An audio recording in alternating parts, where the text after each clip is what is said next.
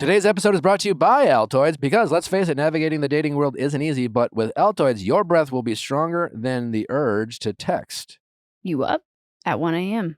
More intense than a rose ceremony and more reliable than your bestie's questionable dating tips. Like, do the simple things. Make sure that you have fresh breath wherever you go, and you got to do it with Altoids. Altoids is your sidekick in dating.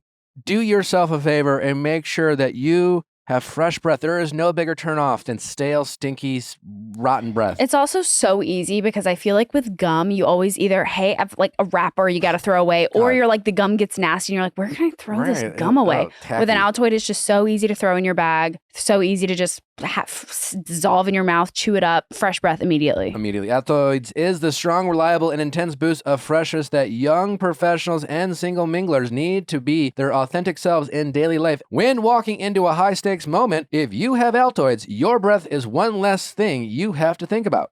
When it comes to needing confidence and security to show up as your original self, Altoids has you covered. They're not just mints, they're curiously strong mints. Find Altoids in the checkout aisles. Grab your 10 today. Shout out to Astapro for sponsoring this episode and providing us with free samples. Well, we all know seasonal allergies are a real thing for so many of us. Natalie struggles so badly with seasonal allergies. Well, right now, we've got great news for you. Astapro is the first of its kind nasal allergy spray. It is the fastest 24-hour over-the-counter allergy spray. It starts working in 30 minutes while other allergy sprays take hours. Astapro is the first and only 24-hour steroid-free allergy spray. Astapro delivers full prescription strength indoor and outdoor allergy relief from nasal congestion, runny and itchy nose, and sneezing. Get fast-acting nasal allergy symptom relief with Astapro. Go to astaproallergy.com for a discount so you can Astapro and go today. That's ASTEPRO allergy.com. It's faster, bro. Astapro and go. Use as directed for relief of nasal congestion, runny nose, sneezing, and itchy nose due to allergies.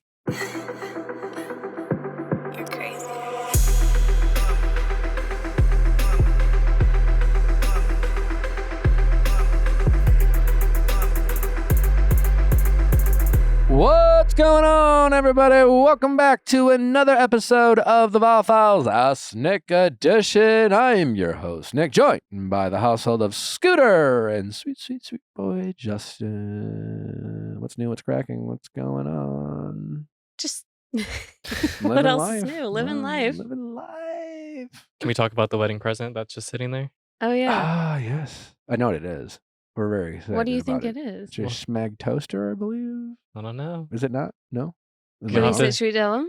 I think they know what it is. Is it not a Schmag toaster? I mean, I'm not going to tell you. I don't spoil the gifts. Okay. It's beautifully wrapped. You have to unwrap it or never unwrap it. Yeah, Justin, you did a really good job wrapping that. He's an excellent rapper. You weren't here. You weren't working here when Justin decorated the studio. The Christmas.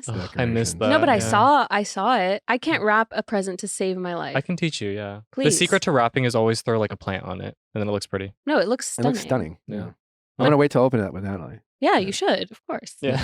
Obviously. What do we get into before we get to our callers? Anyway, we thought it could be fun to play a little game of Ditch It or Fix It today. So we're going to run through a couple things that people have said that they're struggling with in their relationship and whether or not we think it's solvable. Okay. Let's start out with something simple. They never change the toilet paper and always put it on wrong. So the question is, should you break up with someone who doesn't change the toilet paper properly? Ditch it as an ignore it, or is it worth confronting?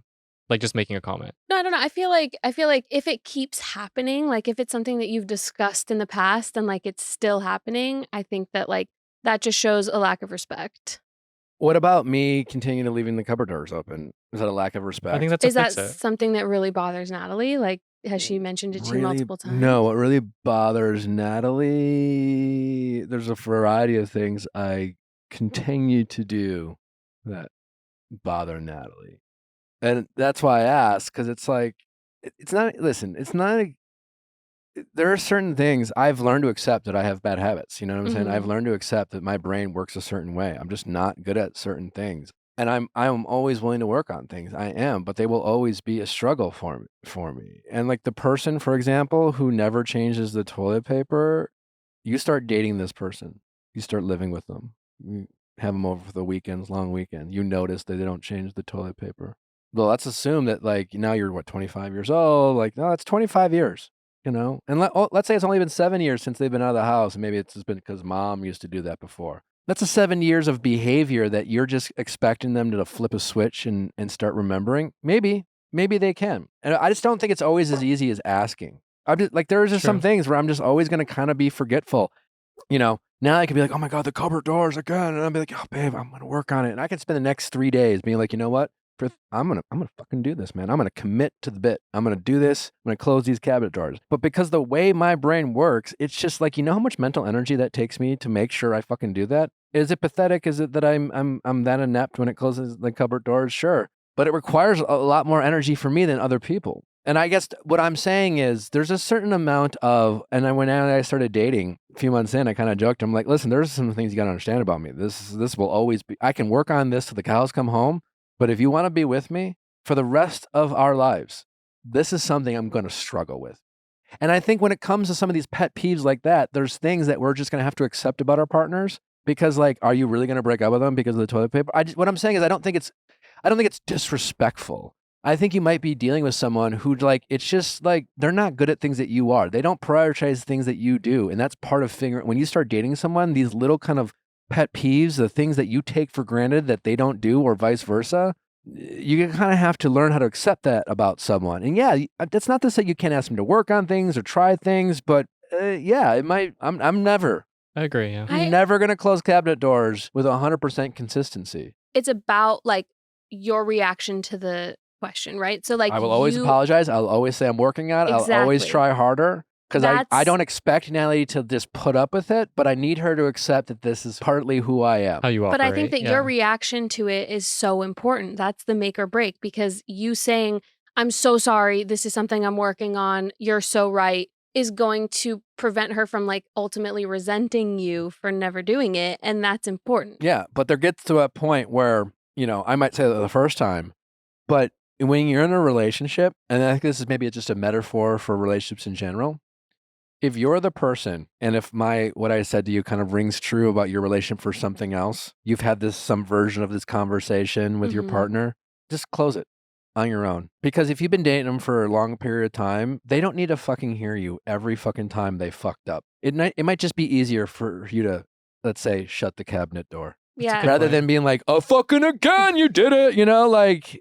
Yeah. That's a good point, because I accept that if someone put the toilet paper the wrong way, that I would mentally just redo it myself. And if it's toilet paper, if that's a big deal for you, clearly it's not for them, then just fucking do it. Don't use it as something to weaponize against your partner and pick a fight just to let them know how much of a loser they are or where their brain's stupid. You know what I'm saying? Like, I just feel like those are one of those are battles you can choose not to have in a relationship. And I think those are the little things that when you are going through a relationship and you're hitting the lull and you're having maybe a season of disconnect, you can either choose to use that as a point of contention or you can shut the cabinet door. I agree with that. I just think that, there's this thing like weaponized incompetence where somebody will, say that they don't know how to do something so that they don't have to do it. And so I think that as long as it's not that, like, sure, yeah. I don't know how to cook, I don't know how to wash the dishes, so then they get out of ever having to do those things. Oh, well, that's a learned skill. Yeah. Forgetting to shut the cabinet doors or being, like, it's kind of the being forgetful about some of these little things,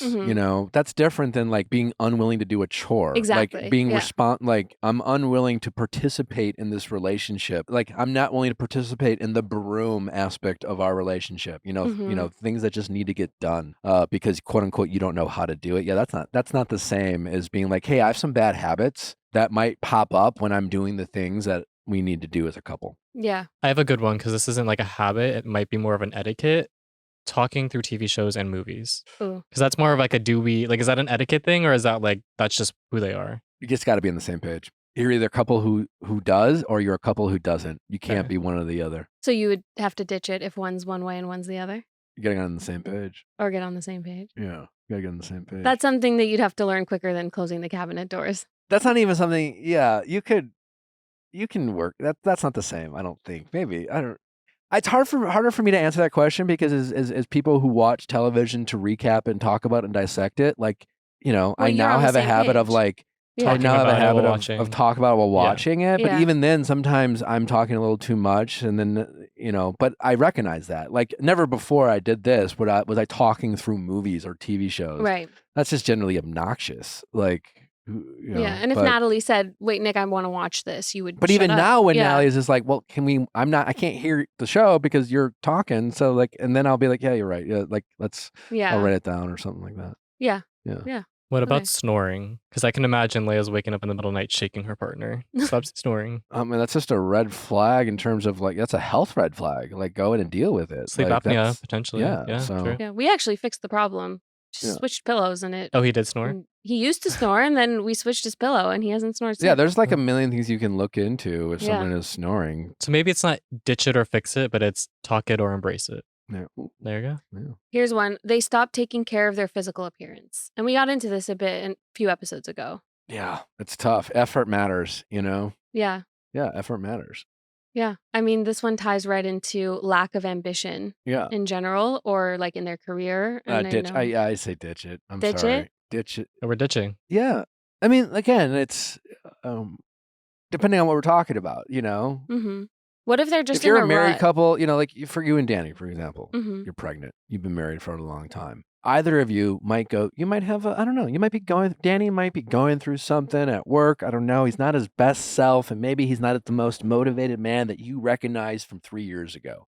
Well, immediately, you're not going to go ditch his ass and be like, holy shit, you've really been kind of lazy or you're just kind of feeling sorry for yourself. Who is this, Danny? You know what I'm saying? I'm sure you would work with him. You know what I'm saying? Like, and you have the history of the rapport, and so like, yeah, like every couple, every individual will go through things. And like, if you're in a relationship, you got to work through that shit. But even then, I mean, if Danny all of a sudden just became this guy who was just like, I don't want to go to work, I don't want to do anything, eventually you might be forced to make a tough decision. Yeah. On the flip side, if you're in a new relationship and you immediately start recognizing like habits of like just not taking care of themselves and just generally lazy and not very motivated and kind of like, hey man, I just kind of like work to live and I don't, whatever. And like I'm not knocking people who work to live. But if you're not that person, if you are an ambitious, focused person who like likes ambition as an attractiveness quality, and you find out that person early on is not, then yeah, fucking ditch it because it's not going to get better. Yeah, no, I think that, unfortunately there are times where people can change and like a rut isn't a rut anymore and they're just different. And I think that like, yeah, I fell in love with Danny because he's ambitious and because he loves his career and his music and he's super hungry in that way and in life in general. And so like, if that suddenly went away, I would be like, you're not the same person that you were when we fell in love. Yeah. So yeah. All right. These are tough questions. Yeah. Well, let us know what you guys think in the comments. Please do. We have another wild episode for you. As always, we appreciate you writing in, and we always appreciate our callers doing so. We got some great ones for you, like I said. Don't forget to send in those questions at asknick@theviallfiles.com. For all things Ask Nick, texting office hours, mediation, you know the drill. Time for our callers. Question time with Nick. Let's ask Nick your sexy questions. How's it going? Hi, my name is Andrea. I am 29, and my friend isn't paying for her bachelorette trip, and I think it's too expensive. Okay. I think we really struck a chord with bachelorette commentary. I know it seems to be one of the biggest growing debates in our great nation of ours. I think there's a lot of polarizing discussions, and I think the bachelorette parties and the bride relationships is up there. It's a trending hot topic. Yeah, that's part of why I felt comfortable writing in about it, because I think it has been something you guys have been covering a lot, and it's not something that typically I guess falls under like relationship categories, but it seems like it's I just was it is about it. Yeah, this is a relationship show. Obviously there's romantic relationships we talk a lot about, but interpersonal relationships of any kind are complicated and messy. All right, so tell me about your situation. Tell me about your are you a bridesmaid? I am. Okay, tell me more. Yeah, so I said in my initial email that it was like a former best friend. We had kind of been going through some falling out. We were really close and I had made some life changes. And I just felt like she wasn't super supportive of that. So we had been working through some differences. I knew that she was going to be getting engaged because it had been planned out. She knew she was getting engaged. So she went on this trip. She got engaged. She came back. She asked me to be a bridesmaid. And I was really hopeful that we were going to be able to repair our relationship. Around that time, it was a work in progress. So I was comfortable assuming the role of a bridesmaid. I did accept the offer. Okay. And then as weddings started to be planned, like the wedding started to be planned, the parties, you know, we weren't really repairing our relationship. And it almost feels like this rift is like causing more tension. She's kind of just like, this is what I want and you guys are going to pay for it energy, as opposed to like, let's make this like a journey that we all go on together. And I know that you talk a lot about like, you know, when someone's getting married, it's their time and it's very much our responsibility to be there for them for whatever they need. I just think to want to do such elaborate things. She wants to go on a trip to a resort for her bachelorette, and she planned it all and planned the excursions, planned the stay, planned everything, and has very much been like, we're doing all of this and you guys are paying for it. You're paying for me, you're paying for everything, without any prior conversations of like, what's everyone's comfort level as far as price point. She never checked in with any of you guys. No, we all kind of knew where she was thinking about for the bachelorette. We had about it, you know, she would say it's a joint party. Another factor too is, I think that's important, her groom has 10 groomsmen and there's only 4 bridesmaids. So when we're talking about splitting things, it's very different because he also obviously is supportive of his bride-to-be, that we should be covering her costs, but it's very different because it's a much smaller group. Well, I'm confused by that last part. What does his wedding party have anything to do with? It's a joint bachelor-bachelorette. Oh, okay.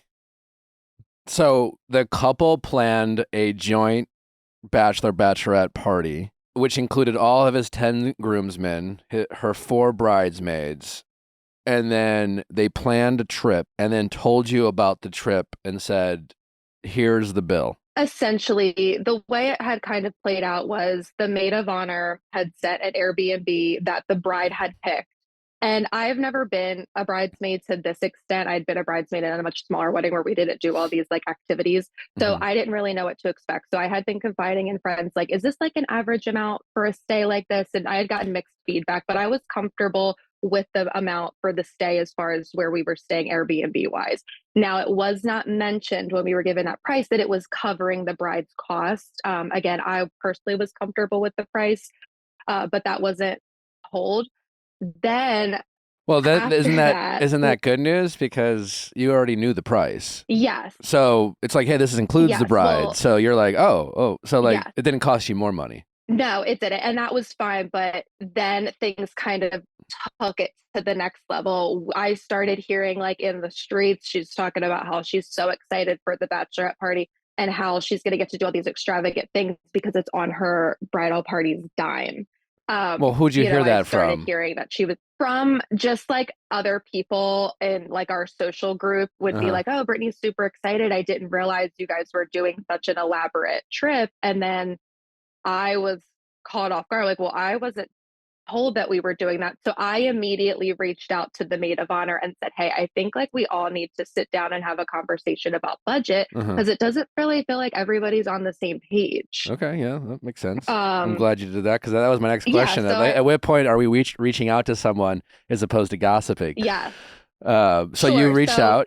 Yeah, so I reached out as soon as I heard rumblings that it was more than what I had expected. I then reached out to the maid of honor to check in with her, because I felt we're all on the East Coast and the maid of honor's on the West Coast. Okay.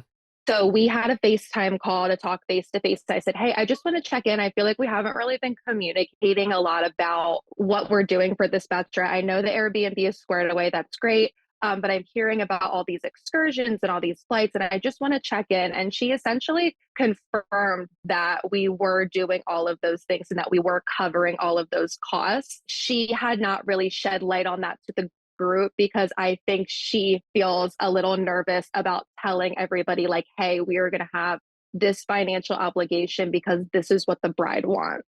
So she was worried about So her solution to being worried like about our response. her solution to be worried about your response is to not tell everyone what they're going to owe. Essentially, she was like, yeah, I've talked to the bride about paying for her flight. She expects us to pay for the flight, but I am nervous that everyone's not going to be comfortable with that. So again, like there just isn't like a ton of communication. What's the bride's financial situation as far as you know? The bride or the maid of honor? The bride. Like, what is her, like, does she look, I mean, I don't, like, I don't know. I'm guessing you don't know her bank account, but like, what's your perception of her financial situation? She's, as from what I gather, middle class. She does talk a lot about how much her fiance makes. She does. He's done really well at his job, and he's gotten promotions, and we've all been supportive of that. But she does like to talk about how much he brings into their household pretty often. Okay. Yeah. Okay. So you talked to the bridesmaid, and basically her response was, I don't know if I can tell the bride, or she was like nervous about communicating. Yeah, it seems like as we get closer to it, like she's like, I know I have to have these conversations.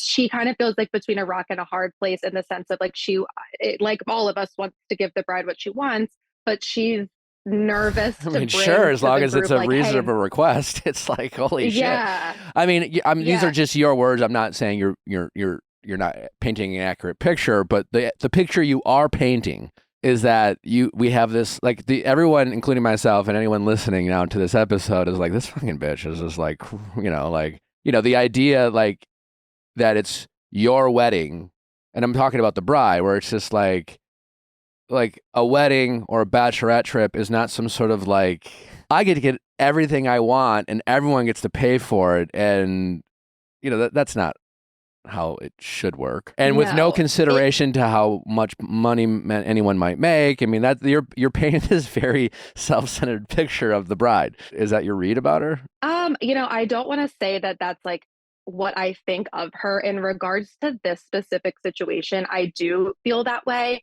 She has kind of like, I knew she was going to be very into her wedding, as every bride should be, but sure, she has been very like, it's my wedding, and we have other friends who are in serious relationships, and the tone is very much like, nobody better get engaged this year. This is very much my year. And I wait, what? Is that a real thing? She said that? I mean, I feel, I'm getting so specific. Her sister got engaged a few months after she did, and she was very upset with her sister. And I'm like, well, the sister wasn't the one who proposed. Like, your sister didn't propose. Wait, are you serious? She got upset with her sister for getting engaged? Yeah. And oof. I think that my tone and my stance in this is, I am a little bit bitter, and I think I'm bitter because of like the history that her and I have had. Tell me a little bit about your history. Why are because usually I will say, when you first called up and you're like, hey, I'm upset with the bride about this money situation, it almost kind of sounded like you bringing up the past was a way to justify you being upset about her now. Yeah. And it sounded more like an excuse than an actual reason. I'm like, why are you bringing up the past? I was like, just so you know, like, we've been on odds. And I'm like, okay, I don't, you know what I'm saying? It almost came across as you trying to defend your position before you told me your position. And you're like, just so you know, I kind of fucking hate this person anyways, and it's kind of like, well, that has nothing to do with the situation. But I am curious about, the more you share about this bride, the more my jaw's on the floor. It's an absurd thing to expect your friends and family to designate an entire year for your love story, and to not be happy for your own sister's engagement because somehow it fell in the same year of your engagement is a wild fucking position. Yeah.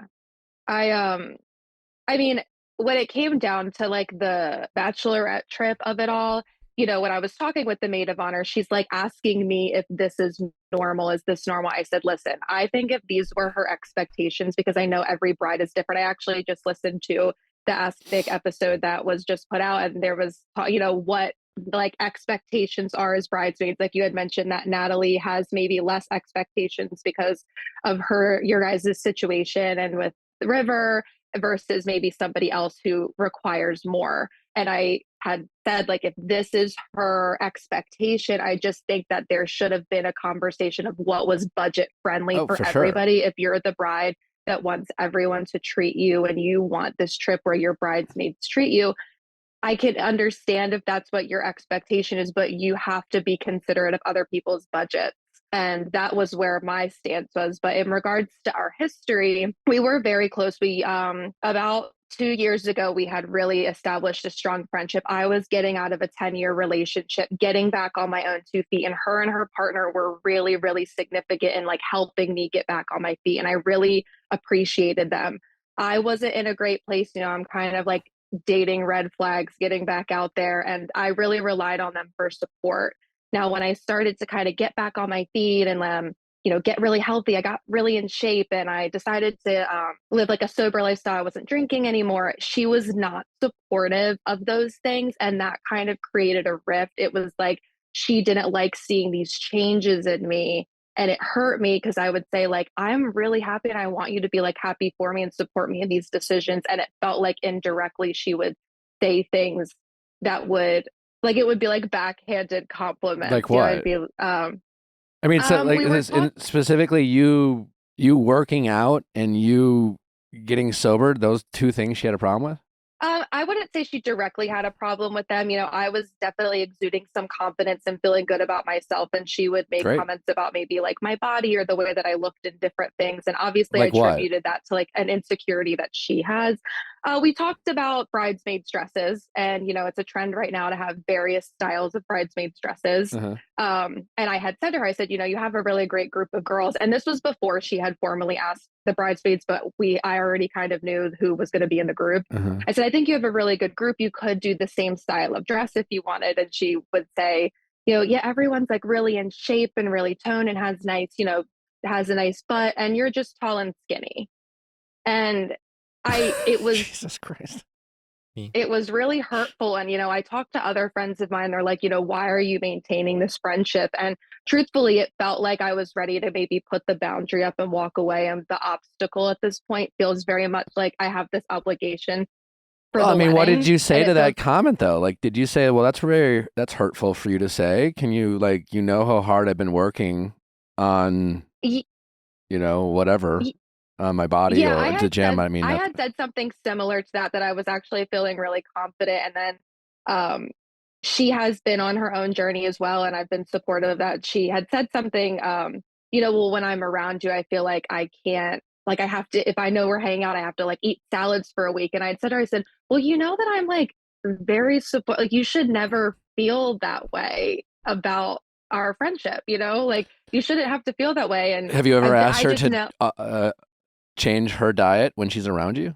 No, we would talk about her hitting like roadblocks in like her fitness journey. And I would suggest maybe trying like something that I've done that's worked for me or like, hey, like, let's look at apps or do you want to try my gym?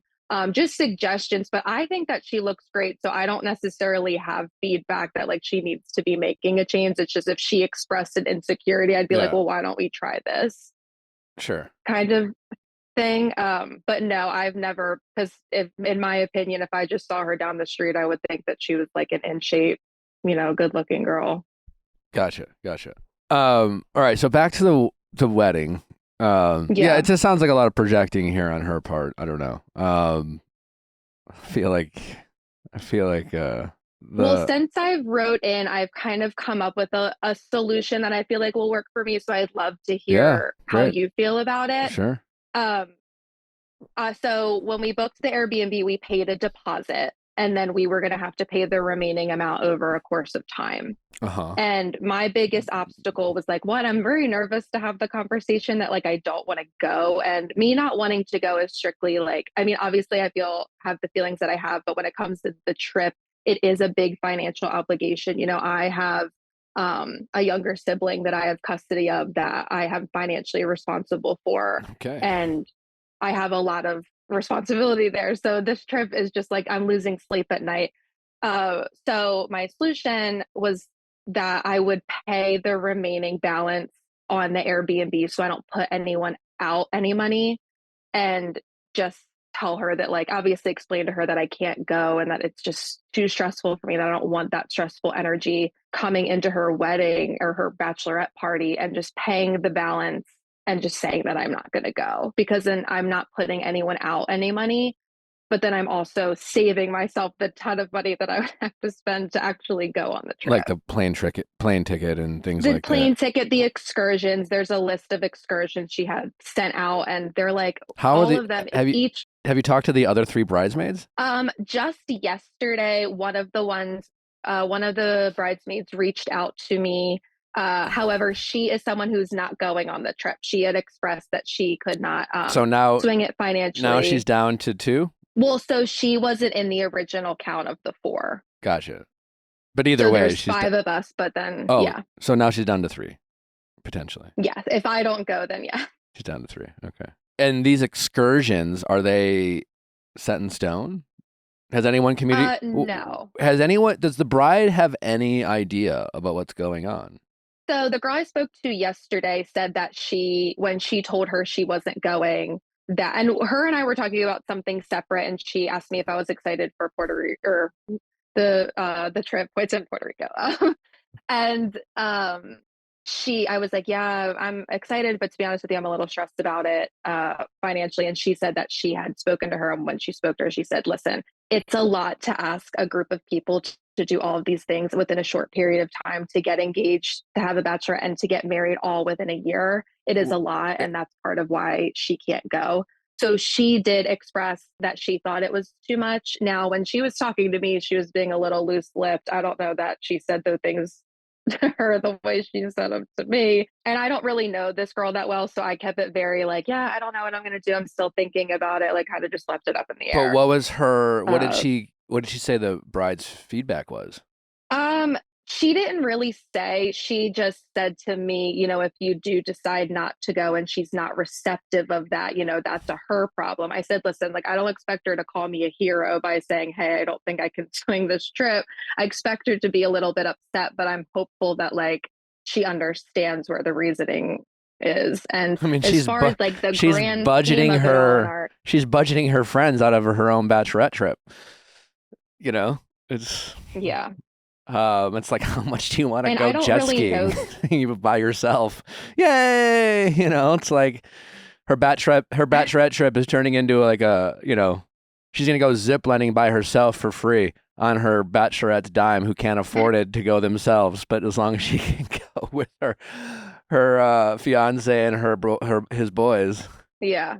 And it's sad because I don't want this to be her experience. Obviously, I think between her and I, there's a bigger conversation that needs to be had. But my whole thought process has just been like, this is her time. And I'd rather have that conversation after all this is over with, because I'm sure she can feel the energy shift in me. And like I'm not as, maybe we're not talking as much, or maybe I'm not as involved in things because there is a shift in energy. But I just think that that's a conversation for like after her special, time. No, I agree. Well, listen, I think your plan is fine. It's noble. I don't even think you have to do that. Like, that's a nice thing for you to do, to be willing to cover the end that you already agreed to cover, even though you decided you can't go. That's, I don't want to say that's the right thing to do, but it's the very nice thing to do. And to clarify, I think this is probably my bad when I talk about our wedding and expectations of the wedding. Like, Nally and I, we're paying for our wedding. Like, wedding is on us. I know that's not always the case. I think a lot of people have parents who pay for it. But when you pay for your own wedding, your wedding's your day. In terms of like the meaning of it, what you want, it's really I truly believe it's your friends' like responsibility to support you however they can. But I also, like I said, me specifically, but like I think Nally has followed suit. But like when I say it's your day, it's really, I do that to set our own expectations, to ensure we enjoy our day. We have a great turnout, a lot of, like we're choosing to have a wedding that's requiring a lot of people to travel. We're it's a place that's not the most convenient thing for everyone. So we understand that some people just might not be able to go. And so having the expectation, like, this is our day, the only thing that matters is us getting married. So we're not, anyone who's like, hey, sorry, I can't make it. It's not like, oh, We're not losing our shit. Now and I aren't like having a discussion about it. Can you believe there and so can't come? It's just like, oh yeah, they can't come. You know, it's not the end of the world. In terms of our expectations of what we want at our wedding, or, you know, we're paying for it. So, you know, it's going to be our day. If someone else is paying for your wedding or paying for your bachelorette party, I don't think you get to have exactly the same expectations. When I say it's your wedding, or, you know, that doesn't mean it's your right to go out and demand people to pay for yourself. You know, whether it's the bachelorette party, whether it's a shower of some kind, whether it's the wedding itself, that's not what I mean when I say it's your day, and everyone else and all your friends and family, it's their job to support you. I don't mean financially. If they can do that, great, you're very lucky. But I don't, you know, as someone who's paying for their own wedding, it's not my expectation that friends and family are supposed to step up and treat you for a destination trip that you've always wanted to go on their dime. That is not my interpretation of what a wedding should be. That's just my opinion. It sounds like obviously some people have that in their mind. So there's that. Second of all, specific to you, I think it's really important for you, and this is just a general note, you know, is to separate, you know, I guess conflict, especially when things are intertwined. You are just going to make more sense to her if you ever do communicate with her about the wedding by leaving out whatever past you have. Bringing up old shit to make a point about something you're currently dealing with is the best way to derail a conversation. You know, I'm sure you probably have done it. Everyone's done it in a fight, but we all hate it when it's done to us. You're fighting with your partner about one thing. You make this strong point, be like, hey, it really bothers me when you know, hey, can I talk to you about something? It really frustrated me when you did X, Y, or Z. And then your partner's like, well, 8 years ago, you did blah, blah, blah, blah, blah, blah, blah, blah. And you're like, what the fuck? What does that have to do with this? You know what I'm saying? And I think it's something we all do. And so you got to be really careful not to bring up old baggage with her, which again, like you said, is a conversation maybe for a later day, and it's a conversation you might need to have. But if you are going to communicate with her, even to yourself, you have to stop bringing up your past to justify how you feel about this current situation. One has nothing to do with the other as far as I'm concerned. If you had called me up, right, and we talked, and you were just like, and your story was exactly the same about how she's handling her bachelorette party, but you were just like, you know, it's so crazy because it's catching me off guard, and we have the best relationships, and she's always been a supportive friend. She's always the most understanding person in the world, and like, she's the most empathetic person. She's always been my support system. She's truly the world's greatest friend, and why this is like catching me off guard, you know, so this is really catching me off guard. It wouldn't change how I feel about what advice I would give you for the bachelorette party. You know what I'm saying? So yeah. For your own sake, you know, you have to try to separate the two, because you lose the argument. You know, it's like it just, you sound like the petty partner who's bringing up old shit to win a current argument. And so you will lose a little bit of, I guess, credibility with her. Thank you. If you were to bring that up in any way possible, if you were to bring up the past, or if you were to bring up past frustrations, it will sound like you're making this decision out of spite. It would sound like your past history is influencing how you feel about the present. And the truth is, her decision about how she's handling the bachelorette party is kind of bizarre. It's a little self-centered. And yeah, I understand that you are giving me context about who the person we're dealing with, but as far as your sake, it doesn't do you any good, because this situation is clear on its own. You know, the fact that she might have a bit of a self-centered personality doesn't, you know, really change anything as far as handling this. Does that make sense? No, it does. Yeah. And I think it's more of like, I'm saying it out loud because it makes me feel less guilty for wanting to make this decision. But you're right, the way it's being handled and the way it's been presented is on its own, you know, is enough of a reason to say, hey, I just you don't can't need swing to this, feel. but I just... Yeah, and I think we all do that. And I think just a general note for you in the future, you don't need to justify to yourself. Like when you do that, you know, you're either that's you admitting to yourself that maybe you're mad for the wrong reasons. And again, in this particular situation, I don't think you are. But it's almost a sign, like, it's like, what's the phrase? Thou protest too much, or how do you say it? Yeah. Am I saying that right? That's what it kind of comes across as. It's like, you don't need to bring that up to make your point here. Yeah. It weakens your argument, you know? And I think we always do that. It's just like, you know, well, well, they also did this and this and that and this, like, then that's why I feel the way I do. It's just like, oh, really? Is it? You know, I think you need to call the bride about this, not about the past, about this. I don't think she needs to hear it from the maid of honor, and I don't know how she's going to handle it, but I do think it would be fair. When's the bachelorette party? How far away are we? It's in July. Okay, so you got some time coming up, but you got some time. Yeah, I think you call her up on the phone, preferably a FaceTime. You know, the tougher the conversation, the more ways of communicating you should include. And what, you know what I'm saying? Like, I think last week I went off on about don't text serious conversations. That point still stands. Definitely don't text this conversation. But a face-to-face is always the best. Second best is FaceTime, then the phone call, then text. And I say that because, again, when you're in someone's presence, you can read their body language. You can get a sense of how they're feeling. You can get a sense of they're getting triggered. Certainly, you can do a little bit of that on FaceTime, but it's not quite the same as in person. You know, there is a certain energy people give off in person that people tend to read, especially women. They're more intuitive that way. And so, again, the more important the conversation, the more forms of communication, body language, eye contact, verbal cues, tone, things like that. So if you can't have this face to face, I would FaceTime her. And if you can't FaceTime her, I would call, but I would definitely not text. And you just say, hey, I'd love to talk to you about the bachelorette party. Yeah. Have you had that you have called her? No. So it's not difficult for me to have a face to face with her. Typically when we've had conflict, we do meet face to face.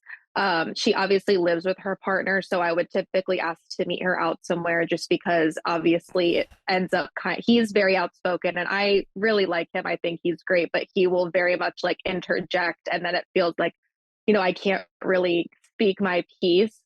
But I do plan on having a conversation with her. I did want to hear how you felt about the decision I was making. Cause again, like just coming from a perspective of like, I haven't been in these situations before. Like, I don't know if I'm kind of just like being a cheap crybaby or if this is unreasonable. So I had this plan. I did want to hear your feedback, but I feel prepared to have a face-to-face with her, just to simply say like, hey, like I just cannot swing this for X, Y, and Z reasons. But I do appreciate the perspective of leaving like all the other mumbo jumbo out of it. Yeah. And I guess I think you make it less about you and I think you make it about your concern for her. And your concern for her is to make sure she does, in fact, have a great bachelorette experience. And I don't know, I gotta guess that despite her excitement for this trip and all these excursions, and this is coming from a guy who fucking hates excursions on a trip, to me, it's just like, why would I cannibalize my whole day to pay some sort of outrageous price? Like, I don't need an itinerary on vacation.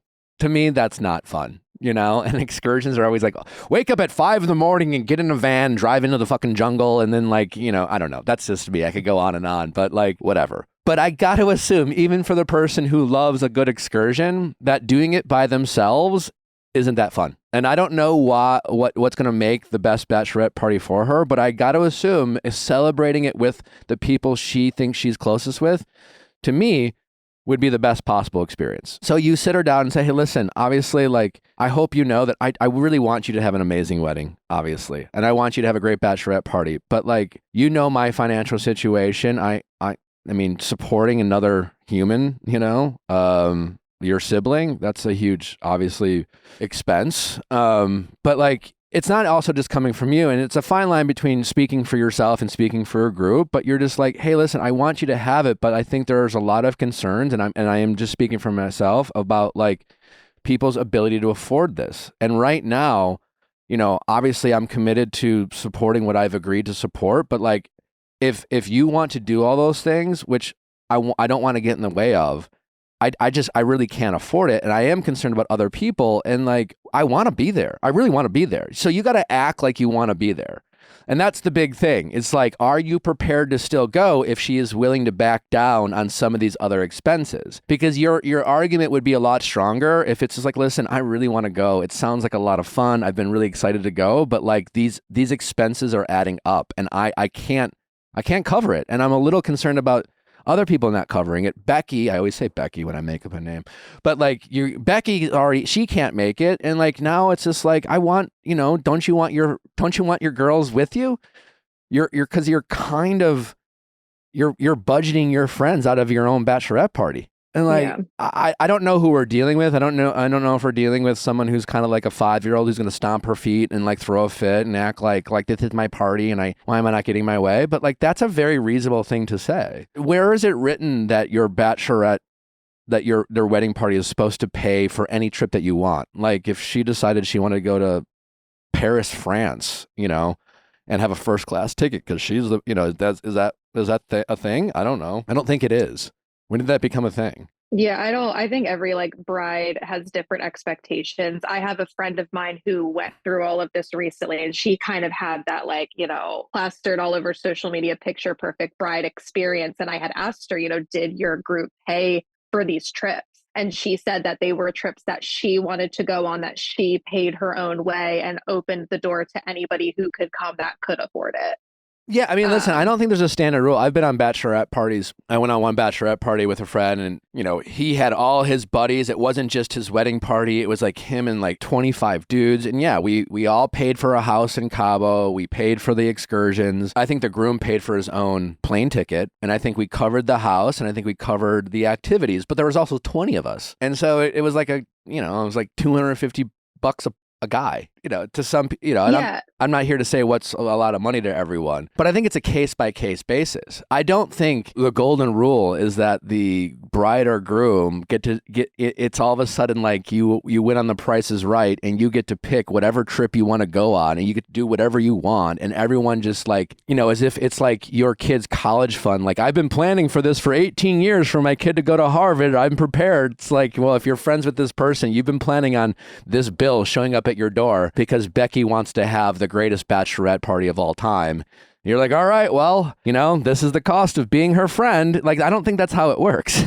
I don't know, you know. No, I don't think so. I obviously was prepared to be like, you know, we'll treat for dinners and buying drinks and things of that nature. But there was like talks of, you know, when I talked to the maid of honor, I said, listen, like, you know, I'm prepared to like pay for dinners and treat her to things. I said, but you know, every time we go get like a coffee and a bagel in the morning, like am I expected to like whip my card out? And she kind of set the precedent that was the case, but she'll cover it if people aren't comfortable with it. There was even a suggestion of like, hey, you guys should donate plasma if you can't afford this trip. And it's just like, I don't know what's normal and I certainly that's not normal, but Are brides like this? Is this a normal thing? I just like it's there might be an expectation of like the groom I was telling you about. I can assure you that at no point was his expectation that everyone was supposed to like cover his bachelor party. That's what makes giving fun. You know, giving's not a selfless act. Obviously, like when we give, you know, you feel good about yourself, right? And it's easier to give when you know your gift is appreciated. Your friend who's actually going around acting like they're here to like collect their whole life, you know, they've been, you know, dreaming about this free trip they get to go on their bachelorette's dime is not a way to like make people excited about giving. I don't know where this, you know, but we are talking about someone who got mad at her own sister for getting engaged. So that is. Yeah, I mean, that's also part of it too. It's so hard to like want to be so generous or even stretch my budget for someone feels that like they're entitled or just like it's my obligation to do it. You know, if it was felt more appreciated or like, oh my gosh, I can't believe you guys want to do this for us. You know, there was this text like, thank you guys so much for doing this. And I'm like, well, we didn't really have a choice. Yeah. You know, it's like, anyways, yeah, I think your plan is a fine plan. The only problem with your plan is it's almost like what I suspect. I'm basing this solely on the idea that we're dealing with someone who got mad at her own sister for getting engaged. That is an alarming truth. To be so self-centered about your own love story that you can't be happy for your own sister when, as you pointed out, it's not as if your sister necessarily, even if she, like, it doesn't even matter. It doesn't even matter. Of course, her sister had some idea that her fiance was going to propose at some point, And did she really expect her sister to go to her fiance and say, listen, I know we wanted to get engaged, but like my sister just got engaged 2 months ago. So we have to basically put our lives and our relationship on hold so that my sister can feel important or special. That's fucking crazy. Yeah. Like, that's crazy. Yeah. Anyway, so that is who we're dealing with. So remember that, because I guess the reason I point that out is like your plan might be completely under, I guess my question to you is, how would you feel that you're still willing to foot whatever amount of money to not go on a trip and still have your friend, the bride, be just as angry with you as if you were paying nothing? The reason I want to pay the remainder of money is less about covering her costs and more not about not making the other girls have to pay more because of me. Okay. I'm glad. That's a great answer. Because I think you should be prepared for the bride to not give a shit what you're willing to do. Yeah. But my hope is that you can sit this friend down and say, I want you to have the best possible bachelorette party. This is your party. This is not my party. So like, I'm not here to tell you what to do and plan it, but like, I don't have a money tree. I don't have a fiance who's crushing life at work.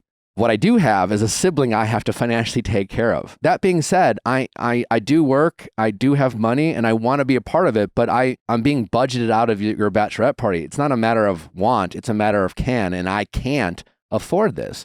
And also, so-and-so can't afford it either. And now you're down to these other 3 girls, which, by the way, like, I think there's a lot of concerns for them to be able to afford it. So, like, I'm concerned about the energy of your bachelorette party and, like, again, if you really want to go jet skiing all weekend, I don't want to stop you. But I want you to celebrate it with with your friends. I want to be there for you too. And so is there a middle ground here? Because there's a vibe that like you have an expectation of a free trip, and that's, I don't know where that came from. Yeah, I don't know. I think she's seen other people's wedding experiences, and maybe to the eye, she just assumed like, oh, everybody did this for her. But truthfully, even if we wanted to do something for her, we haven't been given the opportunity to plan anything because it's just been handed to us. Well, you know what they say about comparison? It's the thief of joy. These other friends that she sees having the world's greatest bachelorette party, does she know every detail? Also, I'm guessing they probably aren't the type of people who would be jealous of their own sister getting engaged 2 months later. And I don't think people realize people are a lot more willing to be generous for people who, again, will appreciate it. So these other people she sees having bachelorette party that are quote unquote paid for, are they really? First of all, we don't really know the transactions going on. And B, maybe they aren't so demanding, and maybe they didn't approach their own wedding, the bachelorette party the same way your friend did. So the fact that your friend is comparing other people, there's so many variables that go into these decisions. And for anyone to sit there and be like, well, that's the type of bachelorette party I want, and this is how these are my expectations. Maybe, quite honestly, those people are better friends, and the other people are like, you know what? They've been such a good friend to me. They've always had my back. They've always been giving. They've always been generous. They've done nothing but think of others before they thought of themselves. And so we really want to step up and give to this person. The bachelor I'm referring to, great guy. Actually everyone knows him. I'm not going to say his name, but like super generous guy, super humble, never expects anything from people, never asks, you know what I'm saying? So like, it's like, of course we're going to like do this for this guy. He's the nicest fucking guy in the world. Like, it's easy to want to give to people who don't expect anything. And here you are, your friend, and seeing everyone else get something. So now what does she want? She expects people to give to her, and she goes about it in a way that makes people go like, I don't know. And it's not even happening because this is more about like budget. So I'm just kind of rambling about your friend. This is really not really helpful information to you, but no, it is helpful. It is helpful because I've really been struggling with I listen to your show a lot, and I try to really look inward as opposed to like wanting to point the finger at like someone being wrong. Like, it's like, am I being selfish? Am I considering all options? And not that I want the validation of like, she's not handling it right, but it makes me feel less guilty. Like, okay, like I'm not just being dramatic about this situation at hand, not the other stuff, just this one in particular. Like, there's the logistics of the finances and everything, but I still do feel guilty that I feel this way about it. Yeah. I hear you. I couldn't imagine someone, like, again, Natalie and I chose a certain place to have our wedding, knowing that for some people, it wasn't a super convenient place to get to. Plane tickets, it's not the cheapest flight. It's not the cheapest trip. For us to be upset with anyone who couldn't make it because of the financial costs would be, I think that would be absurd. We chose our place because that's where we wanted to get married. And so when I say it's your wedding, it's your day, you should worry about yourself, that's what I mean. I mean that we chose this place because we weren't thinking about what all of our guests would want and what would be the most convenient and what would be the most affordable. Natalie and I sat down and said, where do we want to get married? Where do we want to celebrate our love? Well, this is the place. Great. We made that decision not considering anyone else but ourselves. I mean, I'm being a little extreme when I say that because that's not actually true. We actually considered things like her elderly grandparents and things like that. But the point still stands, like, it was our day. But when we made that decision about where we wanted to get married, we still were honest with ourselves about how that might affect other people. Like once we made the decision about where we wanted to get married, then we were quote unquote empathetic about how that might impact people. And the reason why we had that thought is because when we start getting the RSVPs, we realize that not everyone's going to be able to make our wedding based on where we wanted to get married. But that's our choice. That doesn't mean we were going to get mad at everyone who couldn't make it. It's like, well, it's our wedding and we picked this spot, so you need to fucking go. It's like, that's not how it works. How it works is you get to pick where you want because it's your wedding. You don't have to explain why you want to do something for your wedding. You don't have, you know what I'm saying? Like when it comes to our wedding, there are certain things that we are doing. In terms of like first dances or who's walking who and yada, yada, yada. And we're not asking anyone's permission. We don't care how anyone feels about it. But because it's our wedding, but if people want to get up, people have a right to feel, I guess is what I'm saying. So we're just not bothering ourselves with how people are going to react to our decisions. Am I making sense? It's like, for us to choose this, for us to make decisions about our wedding, is our call. And all we have done after we've made a decision is to confidently know that the reason for this decision is because this day is about us and our love and how we want to celebrate it. But we are not telling other people how to feel about it. We're just simply not going to care, Yeah. So if so-and-so is like, well, I wanted so-and-so to come and, and I thought you should do it this way. We're like, yeah, thanks for the feedback, but this is how our wedding. But we're not mad that they're mad. Does that make sense? We're not how could so-and-so feel? It's like, you can feel how you want. We're not, but this is our wedding. We don't have expectations of our guests. We have only expectations of ourselves. We're allowing our guests to show up and support us, but we're not worried about what they think or feel. Am I making sense? Yeah. So it's not it's your wedding because you guys decided what you wanted to do. It's not about what other people can So when do. I say it's your wedding and you could do what you want, that's not me saying to anyone listening, you get to start telling people how to feel and what to do, and you have to expect everyone to show up with, a great smile, and that's not what I'm saying. What I'm saying is plan your wedding and not care about how people think or feel about your day and focus about what you two want. And as long as you two are happy, then nothing else matters. That's not what your bride is doing. She is planning her wedding and then expecting everyone to feel how she feels, which is crazy. Yeah. Like no one, that's nuts.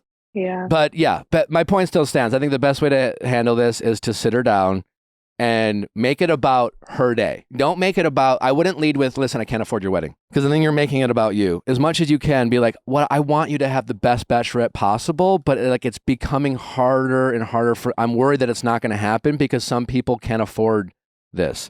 And is there a way we can still give you an amazing bachelorette experience? Because honestly, we really want that. All us girls have been talking. We really want you to be happy. We're just concerned we're going to disappoint you because we just can't afford some of this. And I wish I could. And if I had this money, I would gladly do it. But it's not a matter of want. It's a matter of can.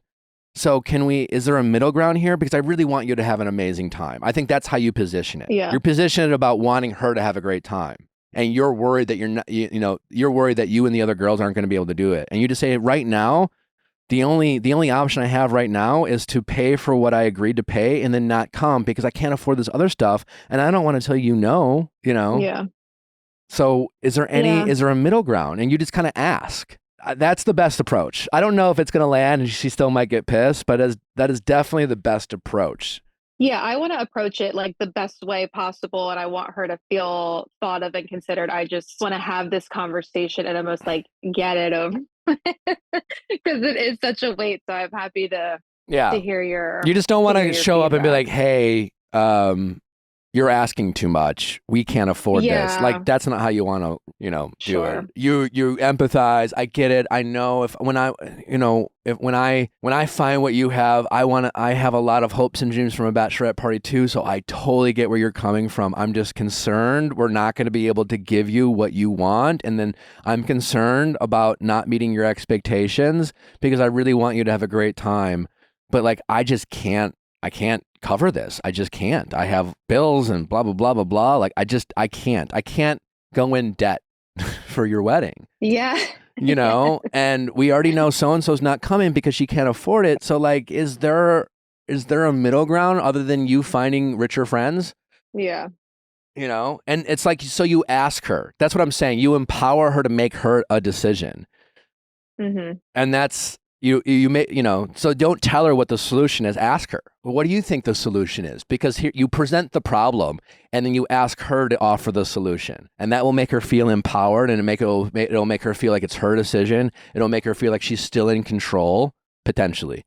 Again, we're still talking about someone who got mad that her sister got engaged. So I don't have a ton of hope, but it's definitely the best approach.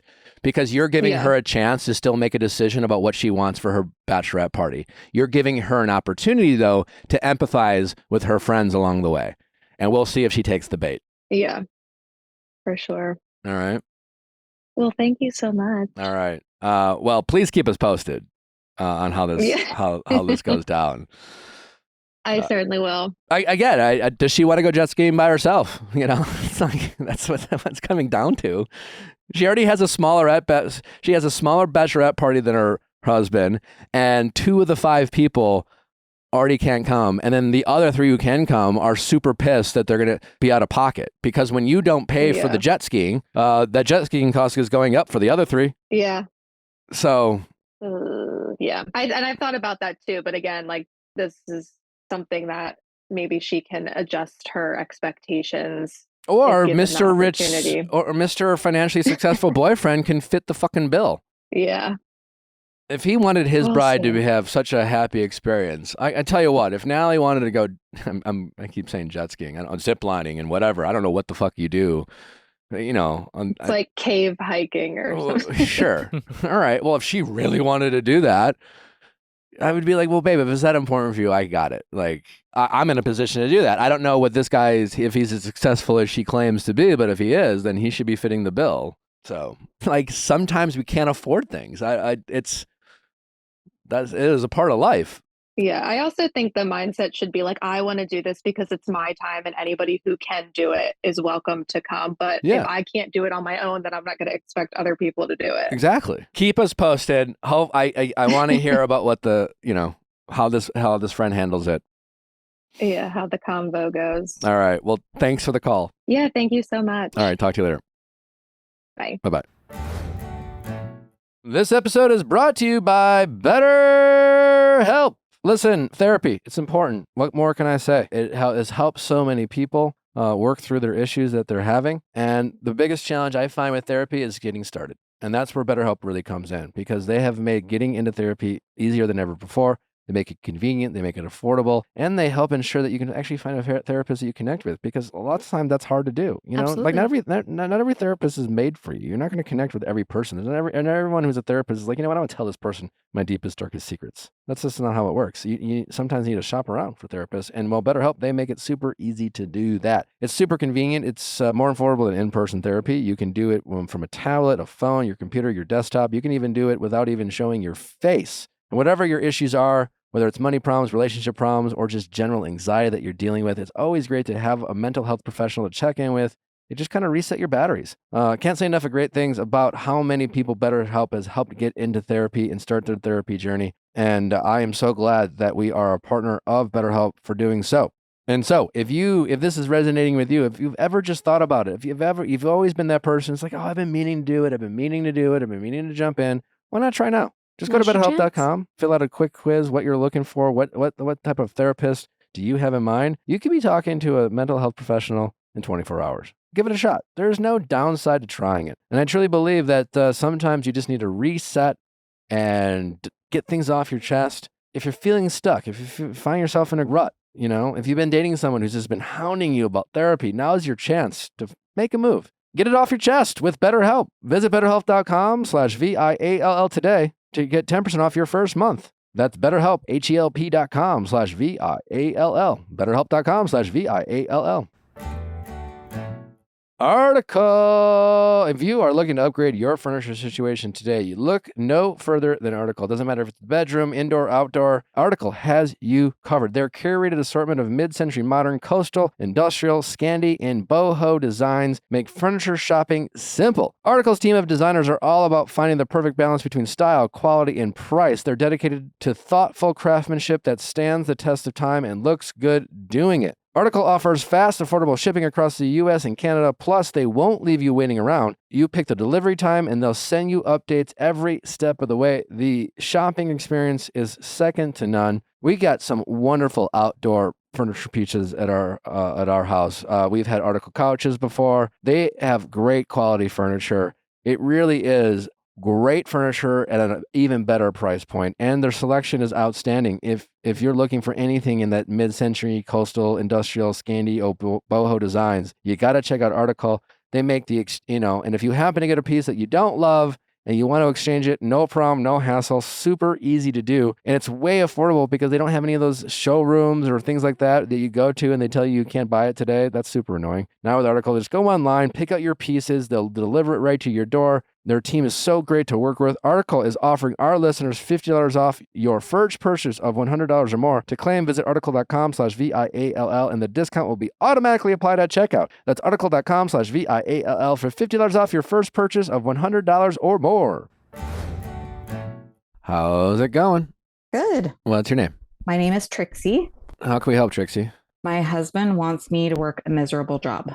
What is that job? Well, I don't think he cares what it is necessarily, just that he doesn't want me to go to school to do the job that I want to do.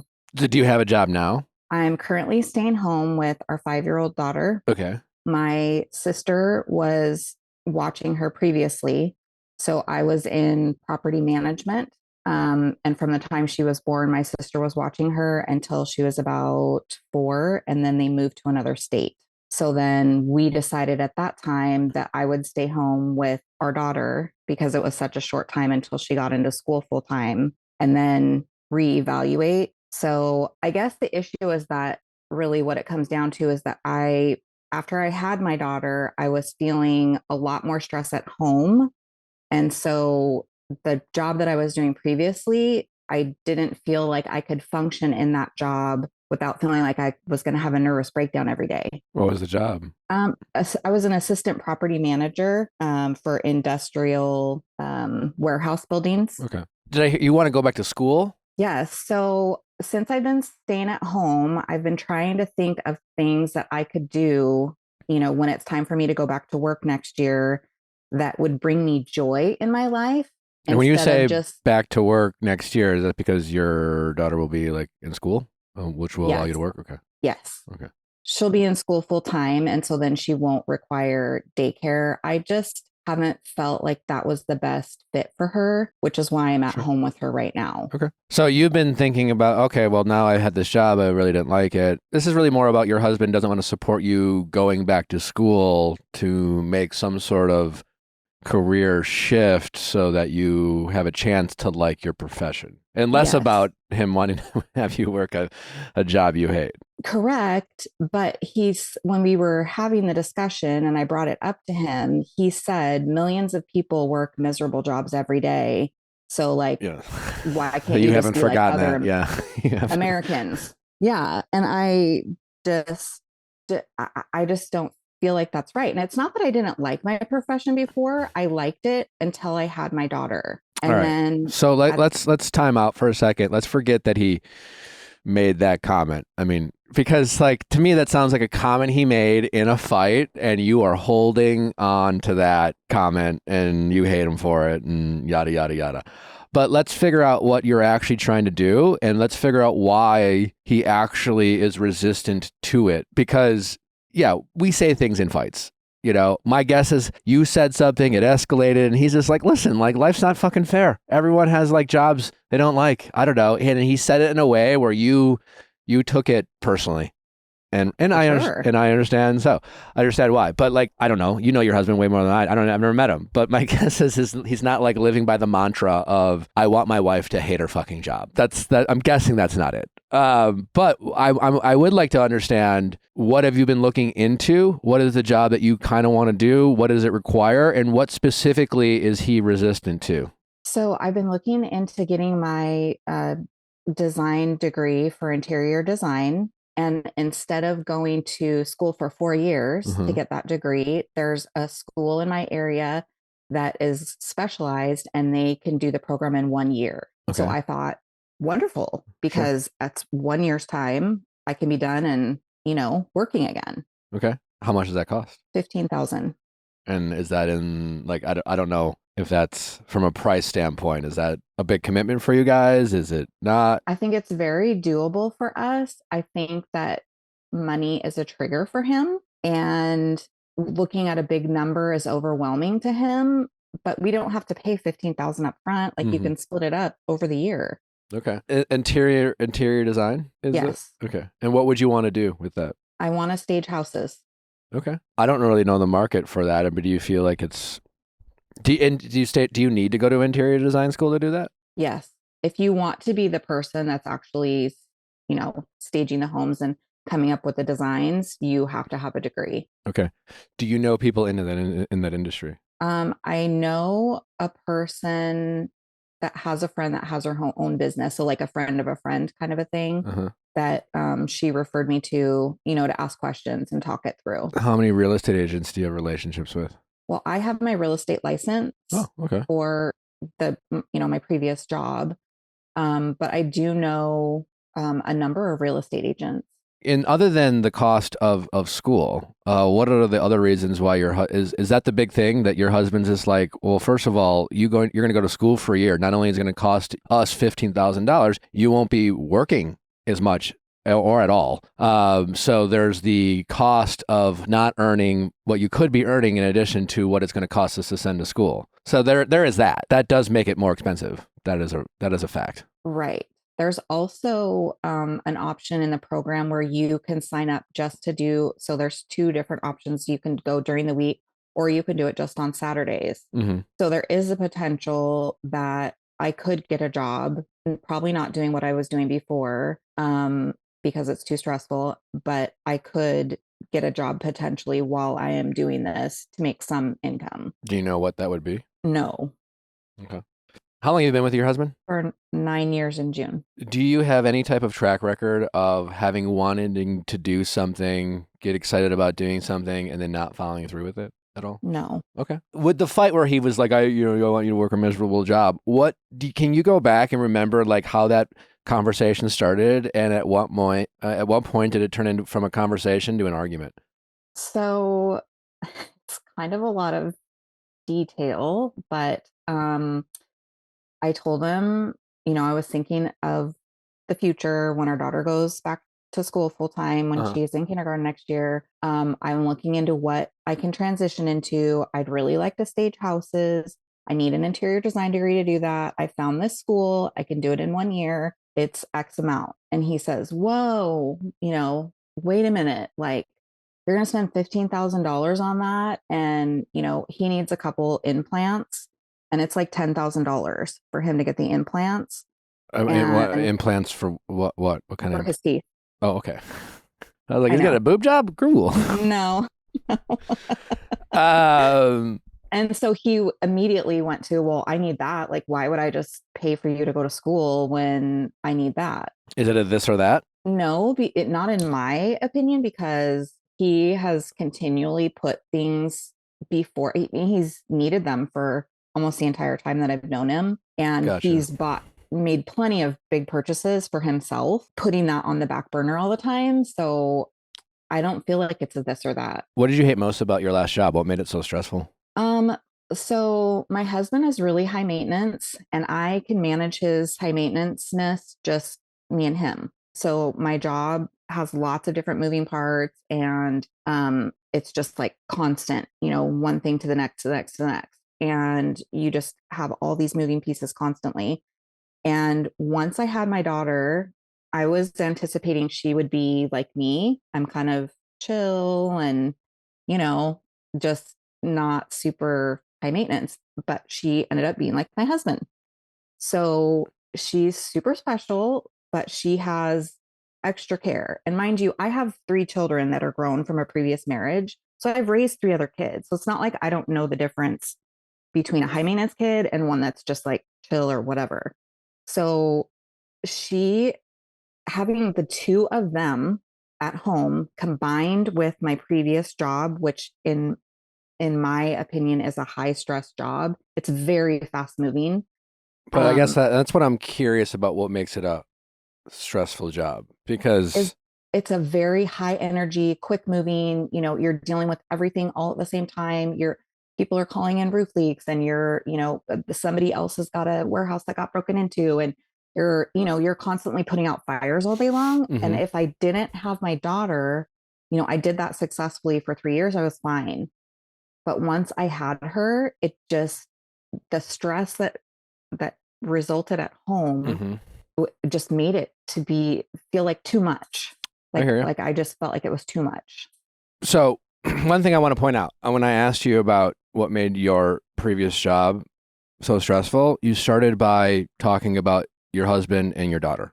And I'm pretty sure whatever you decide to do, whether it's staging houses or being an actress, you're not getting rid of your daughter, and hopefully not your husband. So those stresses aren't leaving, Right.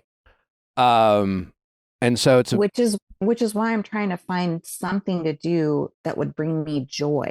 I hear you, but let's just make sure that it does first, because people have it's like a relationship, like you're in a relationship and you're like, I hate this person, they suck, they're this or that. And then you go out and, you're not doing anything wrong. Let's say, let's say you're not emotionally cheating or physically cheating, but you happen to meet a person who looks at you in a way that you miss being looked at and talks to you in a way that you miss being talked to. And all of a sudden you're just like, man, I really want this. I want this this brings me joy, being this person sees me and treats me a certain way. And then you leave the relationship and you get in this new relationship with this new person. And then 6 months later, you find out about the bullshit that they bring to the relationship.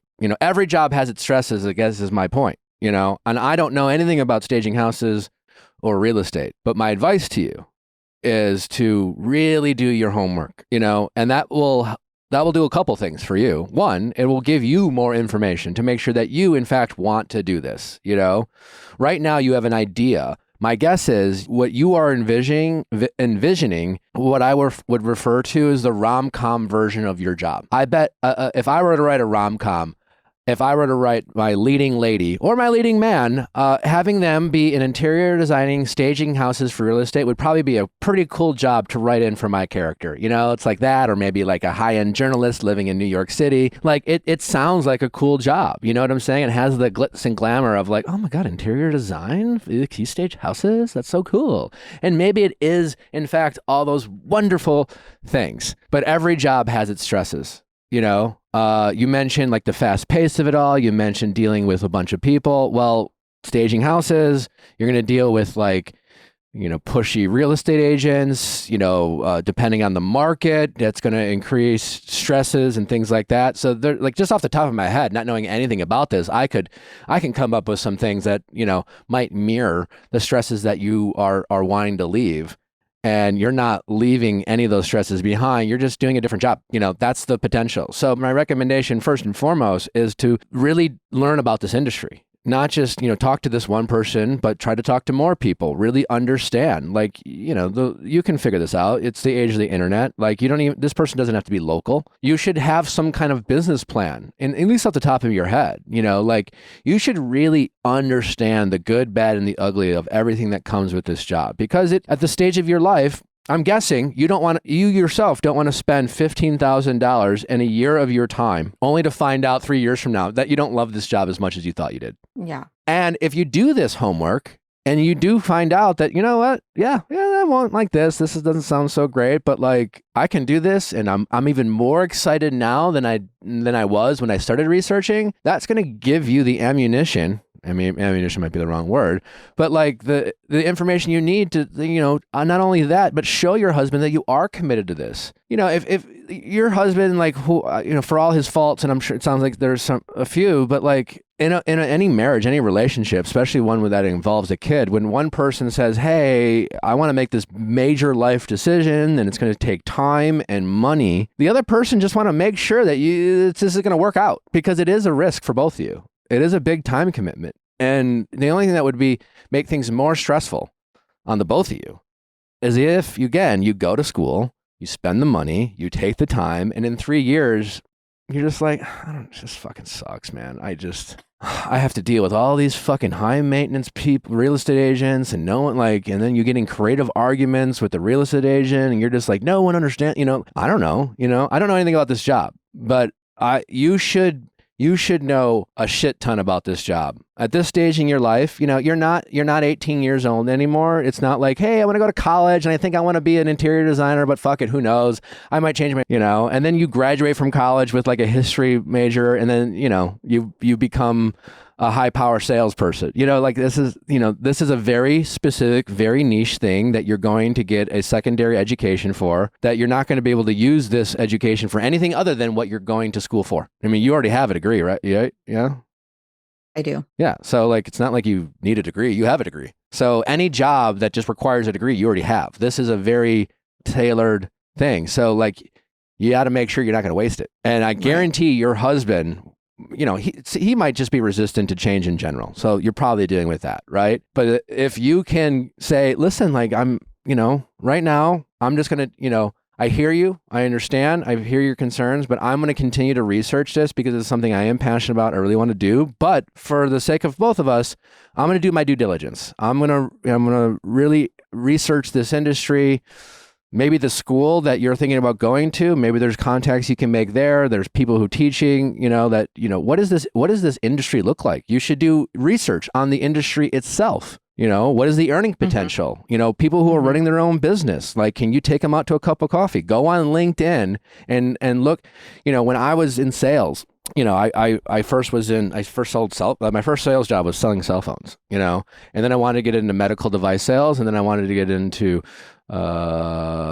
software sales, and both medical device and software, they're like little fraternities. It's like, once you're in, but to break into the medical device, they're very precious about letting people in. So usually the normal career track for both these industries is to hire people fresh out of college, give them grunt work, right? Make them dial, 1,000 phone calls a day to get hung up on and do all the grunt work. And then you slowly work your way up. Well, I was working in sales for 5 years. I was earning a certain living. I had a nice little career. I'm like, I don't want to fucking start over, just to break in. I don't want to go backwards to go forwards. So I would go on LinkedIn and I would find people in these industries, and I would go out and introduce myself, just and I would say, hey, I'm very fascinated. And I would I'd reach out to managers and vice presidents and people who are actually hiring. I wouldn't hire mid-level, I wouldn't talk to associates, but people who are actually decision makers. And I would ask them to take them a cup of coffee. Most of the time people just ignored me. Every once in a while people take me up on the offer. That's what led me to get in the industry. I made contacts. I was proactive. I found out, and that I did it for a year before anything happened. Yeah. Those are great ideas. So I would do that. I would go on LinkedIn and I would research and email people, write them, and just try to learn as much as you can understand about this industry. Maybe along the way, you'll get some tips and tricks about like how, because I'm guessing if you do this, you'll be like an entrepreneur, right? You'll probably start your own business and like kind of network with other real estate agents and hopefully get them to hire you to stage the houses they're trying to sell. Mm-hmm. Eventually. I do want to work for a firm first, just to kind of like learn the ropes and see how things go. And then the plan is that I could eventually break out on my own. Okay. And then have my own business. So these firms that do exist, these staging firms? They do. Do you have any contacts for the people who are there? Just the one that I mentioned previously. I would like, are they hiring? When was the last time they hired? Like, do you feel welcomed by your interest? Or they kind of scoff at you? I don't know. I would find out a lot more. Okay. And then once I do that, do you have a suggestion for how to broach the subject with my husband again, where I'm not going to get the, slammed with the millions of Americans work miserable jobs every day? What does your husband do for work? He's an elevator mechanic. Okay. Well, he probably hates his job. He actually loves it. Oh, he does. They are total prima donnas. He okay. Well, that's good news. Great news for you. Best job on earth. Great news for you. Super happy for you, because like the flip side, if he was just like hating his job, that would make a lot more sense that he said that, because it's like, hey, I got to suffer. You got to suffer along with me.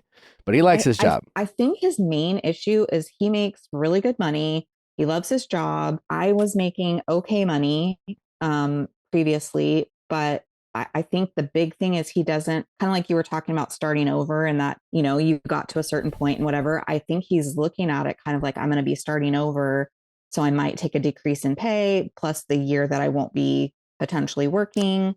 But, I could go into, work for a staging company and just not be the designer while I'm going to school.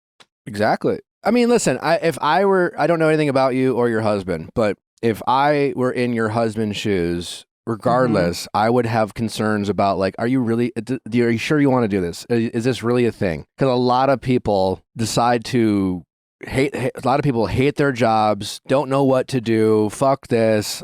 Think of some kind of like what sounds like a cool job. Mm-hmm.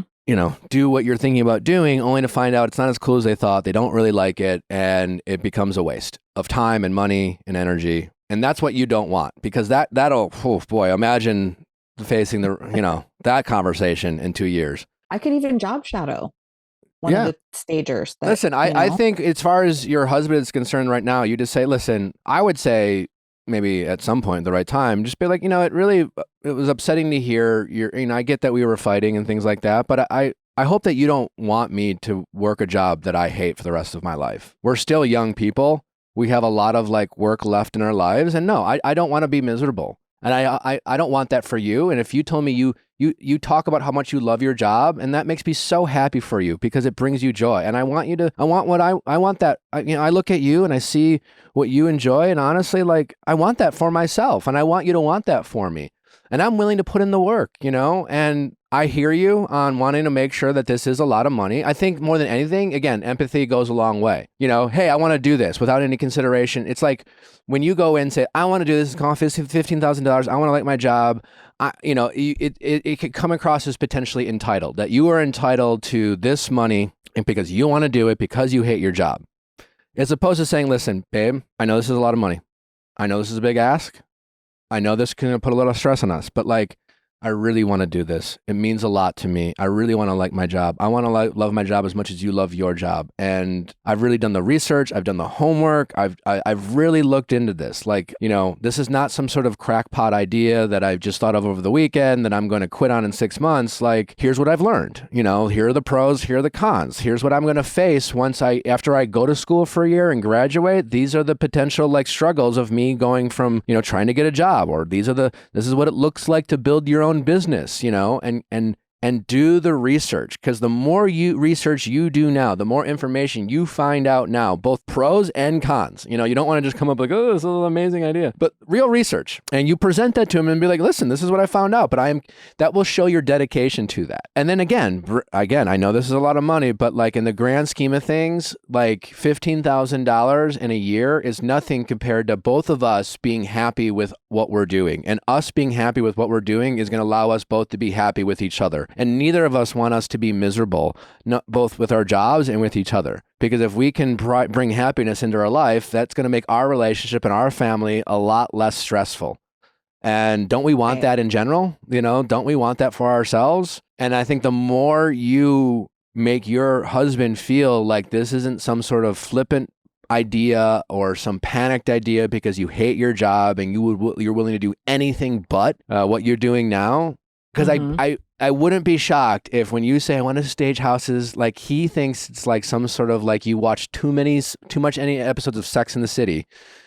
And you're just trying to be, like one of the girls. You know what I'm saying? If you show him that your commitment, the homework and your dedication and your follow through, I think that'll go a long way. It would for me. Yeah. I'm not even opposed to also taking out loans to do this. And then once I'm working, paying the loans myself. Like but you guys are married. So I don't know. I know, but I heard you say that it felt entitled, that it made me seem entitled to just say, hey, I want to do this. So it could come across that way. Right.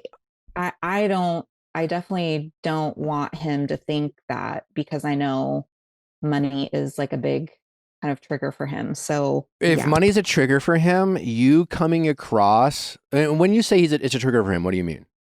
Well, he, we each had previous marriages and divorces. Uh-huh. So he kind of went through a really nasty divorce and said he felt like a human ATM machine. There you go.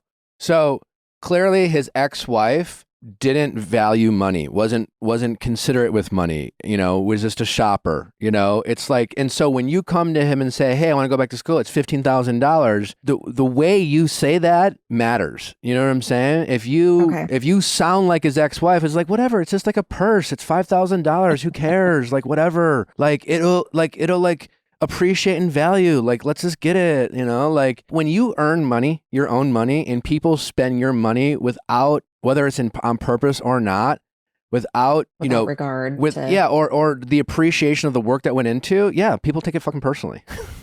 Yeah. I do. And I don't have the trauma that your husband has. Right. That's why I'm just saying I want to put it out there. I guess I could even tell him I'm, willing to do that so that he doesn't feel like I'm just trying to take advantage of him, I guess. Yeah, I don't even think that's necessary because, you have the conversation. If you're married and you don't have a prenup, like if you take out a loan, he's taking out a loan. So that's not really going to solve the problem. What you really need to do is just let him know that you understand this is a big investment, that this is something that their sacrifices need to be made, and that you appreciate it, and that this is a big decision for the both of you, Mm-hmm. And make this a decision about the both of you. This is about the happiness of the family. This is about do you really want a wife that's just constantly fucking miserable and hates her fucking job and kind of low-key resents you because you love your job and I hate mine and I didn't feel any type of support to do the things I want to do? I understand this is a lot of money, and I understand, in the short term, this might be more stressful than not because I'll be in school and maybe also working and parenting, but I really want to do this. And again, you hearing about his ex-wife, all this work that you're doing on the front end and all this research, boy, I'm pretty sure that'll go a long way. Because I guarantee you his ex-wife never did a bunch of research to make sure that she was doing the right thing in terms of spending his money, whatever she spent it on. You know what I'm saying? It was and doing that upfront work will, with your actions, show him that this is a big decision, that you're not just flippantly trying to go back to school for fun and spend money that is ultimately going to be a waste. He doesn't want to waste this money. Mm-hmm. I'd be willing to bet that if he knew that, you would have a successful career in this industry, he would be far less resistant. But he's just probably oh, she's going to go to school and who knows, who fucking knows. And I'm going to get real fucking pissed when I find out that she doesn't like this job and she went to school and wasted all this time and money for nothing. That's great. A great idea to do the research and look into it more for sure. Yeah. And let him, and communicate with him. But it's hey, and say, listen, I know we are not seeing eye to eye, but that would be my next step. You go to him and say, listen, it really hurt my feelings that you said that, but I understand where you're coming from. I understand your concerns. And listen, I understand that obviously your ex-wife, whatever her name is, listen, I understand where you're coming from, but can you hear me out? I'm envious of you. Oh, say that. boy, when someone tells you that they're envious of you, you're like, really?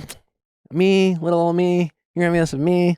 You say that. I'm envious of you. I'm jealous. You know, like I want what you have. Like I see that you enjoy your job, you know, and I want that for myself, and I want you to want that for me. And I get like I don't want this to be some flippant decision. I'm going to do the research. I'm still committed to this. I want to make sure this is the right decision for the both of us. Because in 3 years, we have a chance to both have jobs we really like and are happy, and like we don't have the stresses, and you won't have to tell me to just suck it up and deal with it. Yeah, babe, if you heard suck it up and deal with for me for 5 years, you'd fucking hate me. You know, there's a middle ground there. You know, so yeah. Well, it's not doing our relationship any favors to have me not be happy at a job. Yeah, like I'm not going to come home happy. I know. I think I guarantee you really need to practice when you talk to him about this is using those we and us language, because right now it's a lot of me and I don't get to do this, and you know, and you do this and you do that, and I get to do, and why don't I get to deserve? Why can't I have this? And you do, you know what I'm saying? I guarantee you there's a lot of that they've been thrown around. Well, I really feel like it's kind of like him against me right now. Sure. So yeah. You got to change that language. Be like, hey, babe, I want us to be happy and stress-free as possible. I want us to both love our jobs. And listen, I don't want you to deal with someone who fucking hates their job. And I don't want to hear from my husband to just suck it up. And you don't want to hear that from me. So like, can we do this? Can we figure out how we do this together? I would like to do more research on this. I would like to make sure, I know this is really exciting to me, but to make sure this is the right decision for us, I would like to do a lot more research on this profession, you know, everything about it. You know, I'm going to take my time and maybe I'm going to spend the next couple months doing the research. This isn't research you're going to do in 3 days. Right. You need to meet some people. You need to build relationships. So I'm going to take the next couple months, hubby, and I'm going to do some research and then think of this right for me. But in the meantime, I'd love for you to just like give me a chance to decide whether this is something I really want to do. And you can say, I really want to do this. And if I have to get a job to pay for it myself, I'll do it. You know, I'd love your support because I'd like us to do this as a team. I'd love us to support each other in the things that make us happy. When you come to me in 5 years and you want to, I don't know what he's going to want to do. I don't know what midlife crisis he's going to have, you know, but I want to try to support you in those things. I want to at least hear you out. And I want you to feel like you're not pigeonholed into something you hate. I want us to support each other in ways that our ex-partners didn't. You know? That's great. And talk to him like that. As opposed to us. This is not you versus him. And when it feels that way, you got to take the time out and you got to pause and you got to like end the conversation, regroup and reassess, and then try a different approach. I think I have a hard time I feel like you're kind of, what you just said is kind of like reverse psychology. And I have a hard time getting out of my own head to sort of reverse that narrative. Because you're anticipating how that conversation is going to go before you have it. You are triggering, you're like, you know, I know what he's going to fucking say. And then you're already triggered, you know, you're already ready to go. So as soon as he says one fucking thing, then you snap. You're just like, well, I fucking knew it, motherfucker, you know? Yeah, the first combo didn't go well. Yeah, because I guarantee you went in there being like, he's going to fucking hate this. He's not going to support me.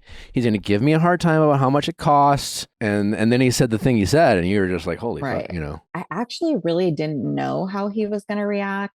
I knew the money was going to be an issue for him, but I didn't think he would flat out be like, oh, well, tons of people are miserable at their jobs. Like, I really didn't see that one coming. So I would let that go. Yeah. I mean, I get what he was trying to say. Obviously, poor, you know, just bad timing in his part. We say a lot of dumb things in fights, you know. That was just like, you know, one thing after another. So try to let that go. Try not to, you know, and try to bring the conversation back to more of a conversation. And this is about the two of you. This is about you working as a team. This is about the relationship. Like if one of us is miserable, babe, then we're both going to be miserable. And I don't want to be miserable. And I'd love for your support. And I'm so envious of how much you love your job. Part of the reason I want to do this is because like I look at you, and that's what I want for myself, and I would love for your support. But I get it. I get this is a lot of money. I get this is potentially stressful for the both of us.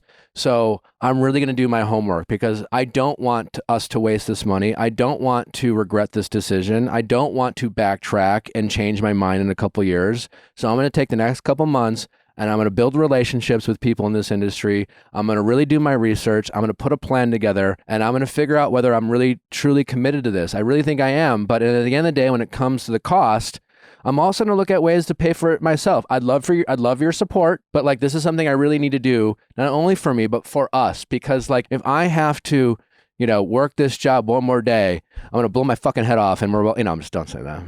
Oh my gosh. This, but you get what that level. Yeah. But you get what I'm saying. Like, you're not, he doesn't want a miserable wife. He doesn't. No, he doesn't. You just got to get on the same page that way. And this is not you versus him. You got to tell yourself that. You went in already thinking it was you versus him, and make him understand how much you value the money he is earning and how much you appreciate, and you don't take it lightly. You're not willing to spend it on anything. Those are great suggestions. I can do this. Okay. All right. Well, report back. We would love an update. Yep, I will.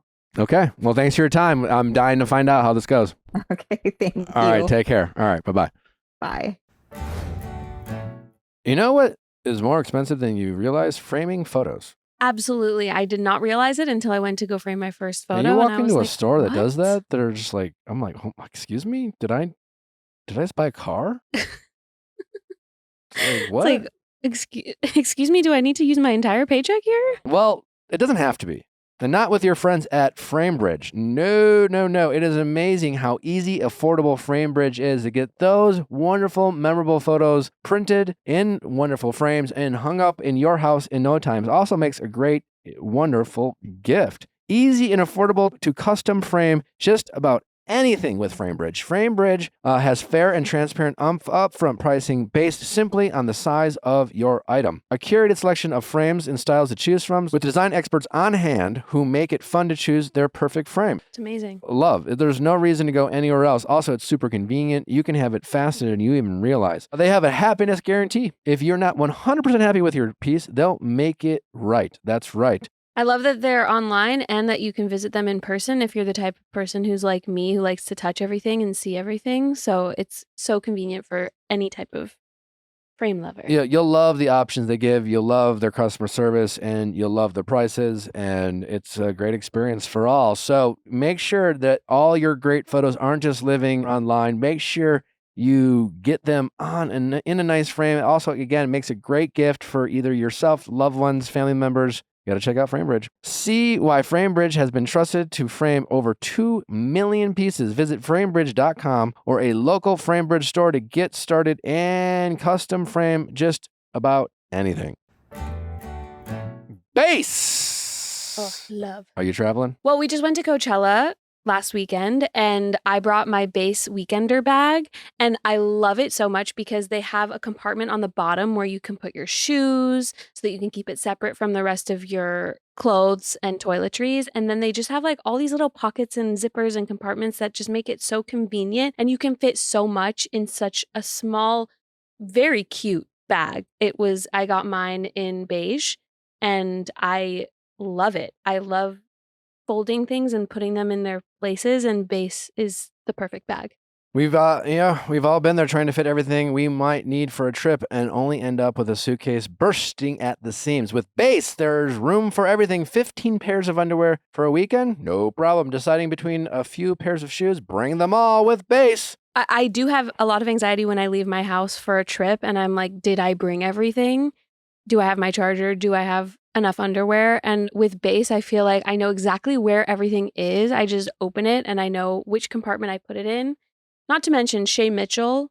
Fashion icon. I mean, who wouldn't trust anything that she made? Well, it also, the function of Base is great, but you also luggage is part of, it's an accessory. It's kind of part of the outfit. Absolutely. And like with Shay Mitchell being the fashion icon that she is, come on, look no further. Their luggage comes with multiple sizes and colors. And for short trips, their weekender bag, as Leia mentioned, is a super functional and even has a place to store your shoes separately. Right now, Base is offering our listeners 15% off your first purchase by visiting basetravel.com/VIALL. Just go to basetravel.com/VIALL for 15% off your first purchase. That's BEIS travel.com/VIALL.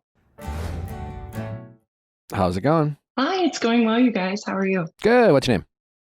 My name is Jordan, and I'm 30. How can we help, Jordan? Thank you for asking. So basically, my friend is hooking up with men that she barely knows, and she's not on birth control. Okay. Are they using condoms? And they're not. And that's my biggest concern. Okay. How do you know this? She's sharing this very intimate details with me, and it's something that is just really concerning to me. I care about her finding love and happiness, and I'm just not seeing her doing that. How does she share this information? She's like, I'm just like out there fucking, and we don't use condoms, and like, woo, like what is that? She's saying it like this, or Nick? She's texting me, telling me, hey, I was bad, and I hooked up with this guy again, and then we'll sit down and have a conversation because obviously I want to know what's going on. I want to know if there's like he's pursuing her, and how is this going? How does he make you feel? And, she'll say, we opted not to use a condom. And of course I'm ovulating, and I'm just so confused. I'm concerned, and I just really care about my friend's sexual health as I care about everybody involved, participating in hookup culture. I care that how old's your friend? Safe. How old's your friend? She is in the same age as me. She's 30.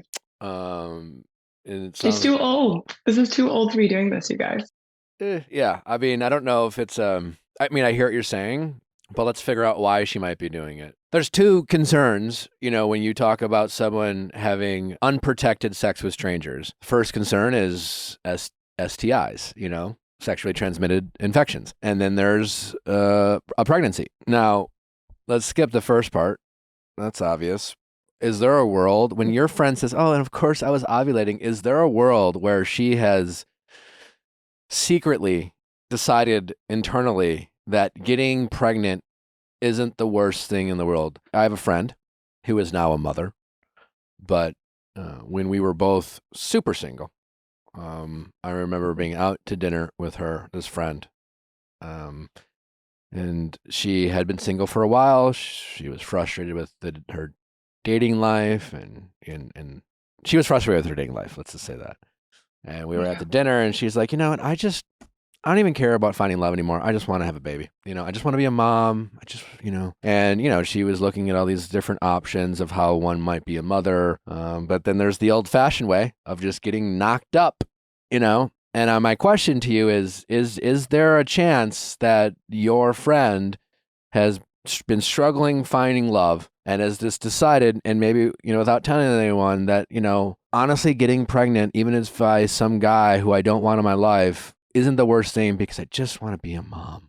Is that possible? Is there any chance that you've been listening to our conversation? No. That's exactly what's happening. That's exactly what's happening. And she shared pretty candidly that she's pretty rigid on finding someone that has a great family because she wants someone who can raise their children, because she wants equity in the relationship of them both working and bringing things to the table in that way financially. So she's really looking for someone with a good family. And the last two partners she has had, they've had incredible families. And again, she shares all the details with me. I think I know. But when you say these partners, are these like ex-boyfriends? Or these are the men that she's hooking up with? Yes, exactly. Men that she's looking. Well, who gives a shit who their families are? Like, what is she trying to entrap these men? Yes, to answer that, exactly that. I believe it is it's there. I'm wanting to get pregnant and I want to be a mom, and she's really settling with, I believe, these people. Yes, they have a wonderful family, but again, they're not showing up for her in the way that she's expressing that she wants. How does she know how does she know they have wonderful families? Because she's going on dates with them. She's having really long conversations with them on the phone, through texting, sometimes for weeks and months at a time. And so it's really difficult. And I'm finding myself to be really angry. And I have a lot of biases on my own. And so I'm recognizing that being angry, yes, it prompts action on my part, but that's not the way to be tough love. There's a way to be kind and tough love, but I am really struggling. I'm really angry. And as I mentioned in my email, I just have some biases based on my own journey with, I'm only a year free of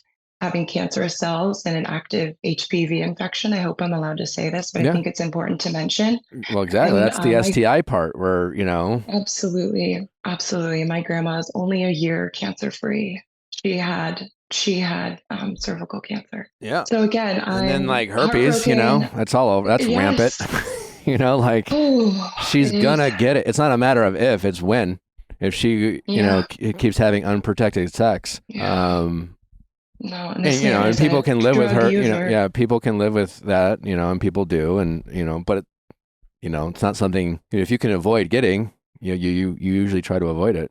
But the bigger problem is that she is, you know, not so secretly having unprotected sex because she has. It's like, well, we'll just let nature. You know, if it's meant to be, it's meant to be. You know, like meant to be. No, you're manipulating the situation. And what conversations have you had with her? And I think that's one of the most important things to mention is that throughout our relationship, I've known her since I was 16. It's been very much so that I sit down with her and it's just, you know, a lot of explosive emotion, a lot of opinions, and just kind of venting, like just verbal vomit. And I really don't get a word in because I also am very aware of her quickly icing me out as soon as I, you know, share something. You know, she kind of has to be right. And I've experienced this in many ways, whether I'm talking about how I did in the job interview. It's kind of everything.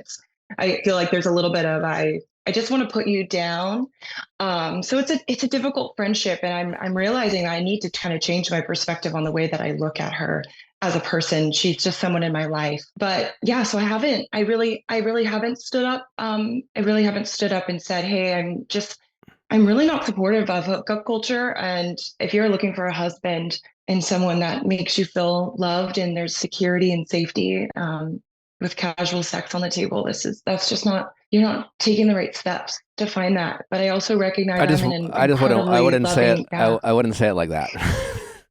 Yes, absolutely. Yeah, like, you know, I wouldn't say I'm not supportive of hookup culture, and you know, because like, listen, like, it might not be for you, but like, if done safely, it's a fine thing. You know, this is very much about, like, to me, it's more like, listen. Again, as always, I would like lead with love. I think it needs to start with, I just want you to know, like, I'm really excited for you to be a mom someday. I think you're going to be an amazing mother. And I understand why you're anxious to be a mom, because I know how great you're going to be. I don't even know if you actually believe that, but you should say it. I don't.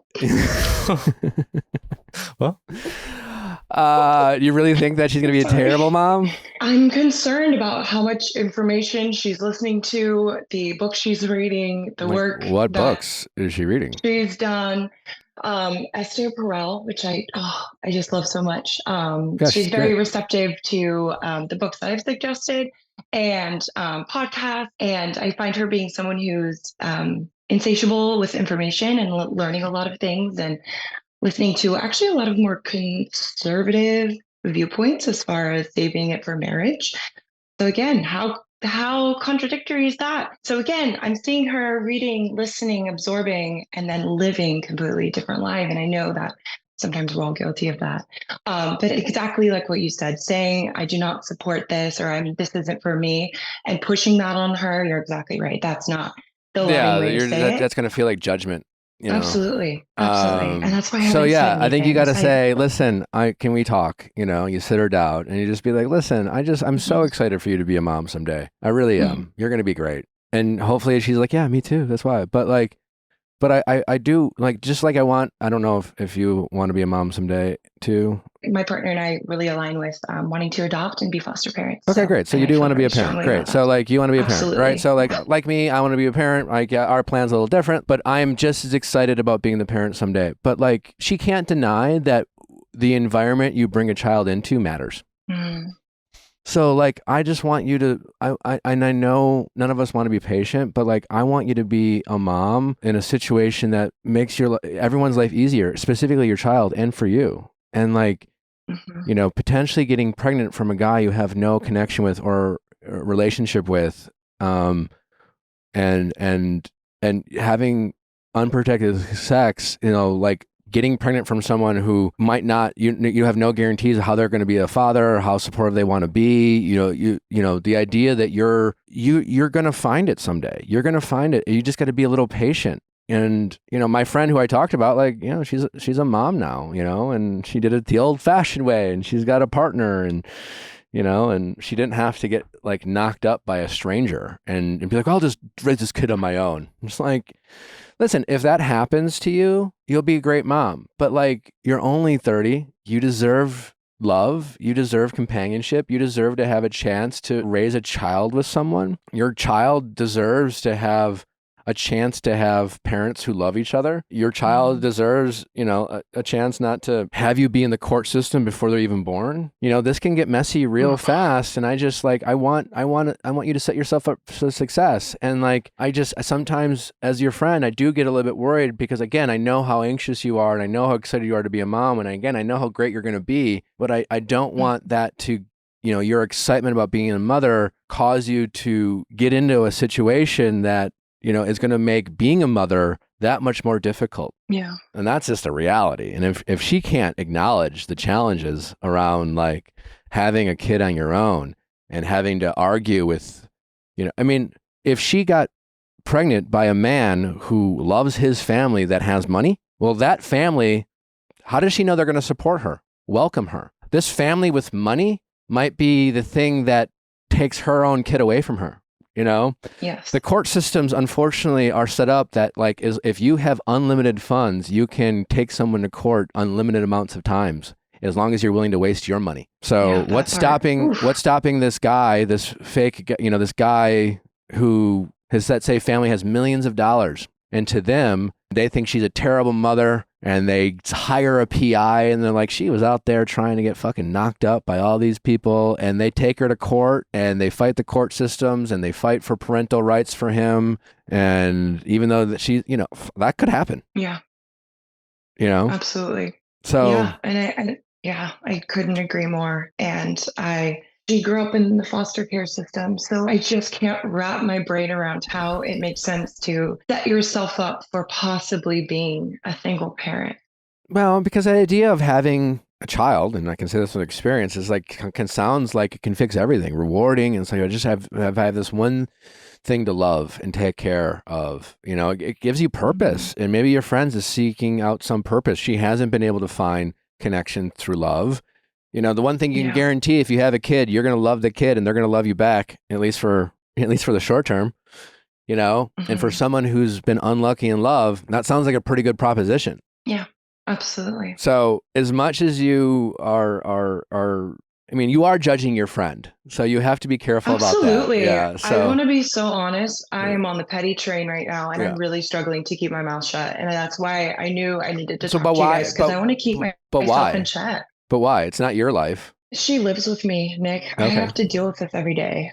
I'm seeing the ovulation test, the pregnancy test in my trash can as I took it out. Wait, she's hooking up guys, and she's actively trying to get pregnant. It's based on her cycle. I can't believe I'm saying this out loud, but I really feel like she has this post ovulation clarity. And she's like, oh, yeah, that was wrong. I don't like this. He does drugs recreationally. Oh, excuse me, I didn't say that word right. You know, he's partying a lot, and there's no way this person is suitable for me in my life. You know, but while she's ovulating, it's like she has this one-track mind, and she pursues, even though that's exactly the opposite of what she wants. She hooks up with them until all hours of the night, and then, you know, opted not to use the condom, and you know, then stresses for a few days, takes the test, talks to me about it. And I'm just like, I just want to hide. I don't know how to respond. You got to have the conversation. You do. Okay. You just got to have the conversation, and you got to make sure that you have to come in, you know, prepared with what you're willing to say and knowing what you shouldn't say. At the end of the day, it's her life, not yours. And I get that you have to see it and you have to live with it, but it's her life. and you're not going to be roommates with her forever. No. You know, so stop making it. It's not a hill you need to die on. It's not your moral responsibility. You know, and I think sometimes we can get a little like self-righteous and a little like all of a sudden you're like, oh my God, like why are you so invested in this? Like I get why you are concerned. I get it. And I get that you want to be a friend, but you have to make sure that you don't like act like this is like you're her mom, that this is the end all be all. At the end of the day, she's going to make her decisions. It's her life and it's not your fucking problem. And you have to go into that conversation understanding that about yourself so that when she does say things that you don't agree with or she's resistant to what you're saying, you just be like, okay, like, you know, I spoke my piece. Because after you say whatever you're going to say, you can say, listen, fair enough, but like, I don't support this. And you can set that boundary and you can enforce that boundary. So listen, she's an adult, she can live her life, but like, you know, if she wants to communicate about her sexual escapades, you can just politely say, listen, I don't support this. I'm sorry. I support you, but I am concerned about the choices you're making. So like, I can't stop you from doing it, but I'm not interested in hearing about it. Yeah. You can stop being a friend. You know, you're trying to be a friend, but you can stop being her day-to-day go-to for, you know, all these things. You're like, cause listen, like it's your life, but I can't tell you how to live your life, but I can't sit there and pretend to be okay with what you're doing. Like you're entrapping yourself and these strangers. Like you don't know how they are going to be first of all, you're trying to get pregnant from men who don't realize you're trying to get pregnant with them. Yeah, it's, you know what, from what she is sharing with me, it is a conversation that is had. That she wants to be a mom and, you know, and she's aligning in that value system with these men that they are wanting to be parents too. Okay, but is this conversation, you're on a first date, be like, hey, do you want to like, so, you know, it's a second date. I know it's a little early and we talk all hours of the night, but like, do you want to be a parent someday? Oh my God, totally. You know, if I were on a date at any point in my life from like 19 to now, you know, on a date, I was like, oh my God, all I want to do someday is be a dad. That's my really only dream. And that was all true. That didn't mean I wanted to get that girl who I just met knocked up. You know, I'm meaning as in she is sharing and disclosing that she is not on birth control. That's well, that's so good. She is sharing this information, which I think is very important. Yeah, no, you're right. And you know where I'm at. Are these men coming inside her? She's pretty clear that they're not. And again, I'm wanting to say, you know, that pre-com is even more concentrated. Well, I don't know about that, but you know, it is. You can get pregnant from pre-com. I know. I know you can. You understand. I know you can, but I'm just saying, at least they're not. Yes. Yes, I know it's possible. I'm not, you know, but that is much better than her ovulating and him going for it. My guess is the hope is the fact that she is disclosing it. That's a great sign, you know, because then she's not at least entrapping them. And two, these men sounds like she's getting them at their horniest and they are deciding to pull out, which isn't certainly the safest way, but it is a practice that people have been practicing for a long time. That's 80% effective. Yeah. So I'm hoping it is every single time. But that's the thing. I think you've made this a little bit more personal than it should be. 100%. You need to let that go. You know, yeah, totally. You're not her moral compass. You have your life. She has yours. It sounds like you are in a much healthier place than she is right now. And I think you just need to check yourself a little bit, just because I know that it comes from the best of intentions, but you definitely run great risk of coming across as the judgmental, righteous friend who has it all figured out and you can't understand where she's coming from. And you didn't grow up in a foster house like she did and yada, yada, yada. And you don't want her to be happy. And, you know, you have to be very careful to not make this some sort of personal mission. Absolutely. And what I'm recognizing is that I don't think I've ever really stood up and really shared my opinion about something when it came to her life. And my boyfriend was really honest with me the other day. He said, this is kind of the first time you're standing up to her. And I think it could be really abrasive if you were to just say, like, hey, I know what's morally right. Yeah. And this is not to about me, morals. that was, Yeah. This is not, yeah. But that is how it will come off based on me. I've never really shared, hey, I'm concerned about you. That's the way it needs to. How can I share something with you? And again, my only point is I love you and I want success for you in your life and in your Well, that's the relationships thing. and being a mother. That's how you need to approach it. This is about you being excited for her being a mom, and you and her having all of your support in her goal of being a mom someday. But how we become parents and who we become parents with and the environment in which we bring children in this world matters greatly. And you just want her to go about it in the healthiest possible way. And there are no guarantees, obviously. People can change. And, there's a lot of people who get married and have kids and realize their wives or husbands are monsters. And yeah, there's no guarantees. But like having a child with ultimately a stranger that you've had 5 or less dates with, and all you know about their family is what they say about them, she's not setting herself up for success. And you just have to get her to believe in her. Right now, she doesn't believe in herself. All her actions are based off of the fear of not finding what she ultimately wants.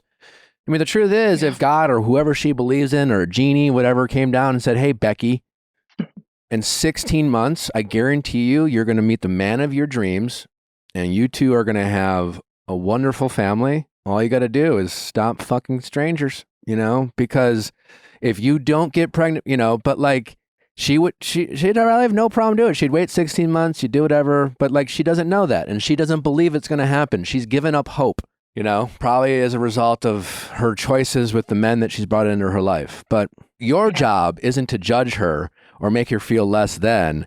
Your job as a friend is to help her believe in herself. And help her believe that if she just is a little more patient and a little bit more confident in what she brings, she's going to be a great mother someday. And that you just want her to do it so that for the next how many wonderful years she has with her children, that it's the best environment possible. And you're just a little concerned because right now, all she is doing is hoping that these men that she's hooking up with turn out to be supportive co-parents with her, and she's just guessing, Yeah. And you can say, listen, I'm guessing your friend, let's call her Becky, I'm guessing she can, point out that she's met a handful of men that she thought were one way and then turned out to be another. So, and you can just say, we both, and don't make it about her. Listen, Becky, we both know that men can reveal who they really are down the line. We've both been in situations where 6 months after thinking we found the men of our dream, we found out they were pieces of shit. And I just don't want you to find out that about your baby daddy. And you're going to be an amazing mother. It's going to happen. I believe that from the bottom of my heart, but I just want you to do it in a way that like makes your and your child's life safe and happy and set up for success. And right now, I'm just a little concerned that you're putting that at risk. And I don't want you to ruin a great thing. So that's going to go along better than I think you're making choices that are bad. And honestly, like morally, I think you're just like, blah, blah, blah. Like, oh my God, you're just, that's not going to go well. No. And that is the thing. That's my inner dialogue. That's the way I'm sharing this with my boyfriend as I'm talking. But you got to practice that because that's what you believe deep down, and it's gonna creep out. You really got to practice this. You got to practice this with your boyfriend. You got to practice it in the mirror, and honestly, you got to start believing it a little bit more than you do. If I could, one thing I think would be important to mention is that she has shared with me multiple times. She's very involved as far as understanding how incredible, loving, and wonderful my partner is. And she has shared with me many times how that is the relationship that she's looking for. Great. And she's going to find this recent partner. Absolutely, she can. And she has shared with this most recent guy she's sleeping with that, oh my gosh, you're going to love Jordan's boyfriend. He's so wonderful. I feel like you guys would totally get along. And so and that's what's, for me, I'm seeing a door open. based on her having shared, I see the way you're living your life with your boyfriend. So I know that is my door in to be able to be like, okay, she is seeing the way I'm living my life and is liking how my life is going. So, and again, when you talk to her though, let her bring that up. Don't bring that up. Don't use you as an example of what she should be doing, because then it becomes competitive. And if it comes out of your mouth, it's very different than it coming out of her mouth. All you need to say is that you believe in her and that she is going to find what she wants someday and she's going to be a great mom. You're just a little concerned about her giving up on the chances of finding it in a way that will better ensure that she's bringing a child into a world that's like a healthier and safer environment. 100%. Yep. And I was more of thinking, just because, again, I've never had this kind of conversation. I don't bring up my opinions about things. I care more about just being a listener and just wanting to be someone she can always bounce ideas off of, and just know she has a safe place to cry, to vent. Because I am a champion for her wanting to be at peace with herself and not give up on herself. So I think that kind of window open, or the door open in, is her having shared with me that she loves my relationship. So I think I feel comfortable even sharing. I'm really concerned. Can I share with you my concern? That's the only reason I feel like I even have a right to say anything. It's because she shared so openly about how she loves my relationship. So I'm like, because a lot of me thinks, do I even have a place? Because I truly don't think she listens or really values my opinion. I felt this for many years, that a man will tell her the same thing I've said, or things I'm wrestling with. I'm chewing on something maybe you talked about in a podcast with a guest, and I'm chewing on it and I'm bringing it up just to have conversation with my girlfriend. And she's not that she doesn't value it. She clearly values it because she tells you a lot of things, but she's also competing with you as friends do. Especially, I think women compete with each other more than men do. Yikes. That's just but so there's a little bit of that. But I think she does value it. Okay. I mean, just like, listen, like, I know your friend does that, but I feel safe saying that I'm guessing even you and your wonderful boyfriend and your wonderful relationship, there's going to be times where either he says something to you and you dismiss it, and your friend says it and you're like, oh, that's a pretty good idea. And he's going to be like, are you fucking kidding me? What? And vice versa. Because it's just when it comes from a fresh voice, especially someone like whose, attention we want and validation we're seeking, it comes across a little different. And when it's someone who's always been there and we hear them all the fucking time, they don't want to hear it from certain people, and you're no different. So like, she does value what you have to say, but you just have to be careful in the manner in which you say it, because you are running the risk of coming across as judgmental. And she is, as much as she might like the relationship you have, she's also a little envious and in some ways competing. And she's trying to find her own path, and her path is she's probably convinced herself, I can be a single mom and I'll be the best single mom and I'm going to be this empowered woman and that's my journey, and and she can have her happy life and I'll have my happy life. Like her internal dialogue's probably saying shit like that, and we're very, very good at convincing ourselves of things. I hope I can teach my daughter that, which I probably won't be able to, just the power of persuasion that we have with ourselves, especially at younger ages. But the good news is that the fact that she is letting these guys know, and they are at least pulling out, is that like, she is definitely playing with fire, but she's not actually trying to get pregnant, if that makes sense. Mm-hmm. Yes, absolutely. But playing with fire. Whew. Yeah. Makes me sweat every time she talks about it. I'm like, oh. Yes. But like, you have to, like, the thing is, you have to make sure that you don't come across as that you care more about the optics of it all than herself, and it should. That's so important. Thank you for bringing that up. Yeah. And how she looks and things like you just want her to be a mom in the best possible and safest environment possible. And right now, obviously, she can't deny, like, she's not crazy, right? Like, she's a sane person. You probably don't have to. Well, I mean, if she's that bad, why is she your friend? That's my other part. again, I'm so aware of my biases and I want to be so careful in my delivery. I also think this is a really great time to demote. I think I need to change the way I relate to her being unwilling to change. And I think this is important that I have a conversation of, I'm aware that this could totally come off as judgmental. And I just don't think what I have to say maybe has a lot of weight with you. And I'm really considering that I want to take a step away and that this isn't really my friend. This is someone I live with and I care about peace. Are you thinking about saying that to her? Her? Or you're just this is your internal dialogue? Nick, that's where I'm at. She's not a friend to me. She's not. She's threatened to bring up that I've like had sex partners other than my boyfriend. Like she likes to make this list of thinking that she knows. Like the things she has said, she has wanted to hurt my relationship. Like that's it. She has threatened me with stuff like that, and I'm just sitting there like, are you kidding me? How? When is this slut shaming me? Right when does now? This come up? That was only about. Oh my gosh! And it was just why does it come out? Time exactly. No, but I'm asking exactly. you. It is. I'm asking you. You know what? I can't remember the exact conversation, but it was something of if your partner only knew. She's literally threatened me with that. Does he know?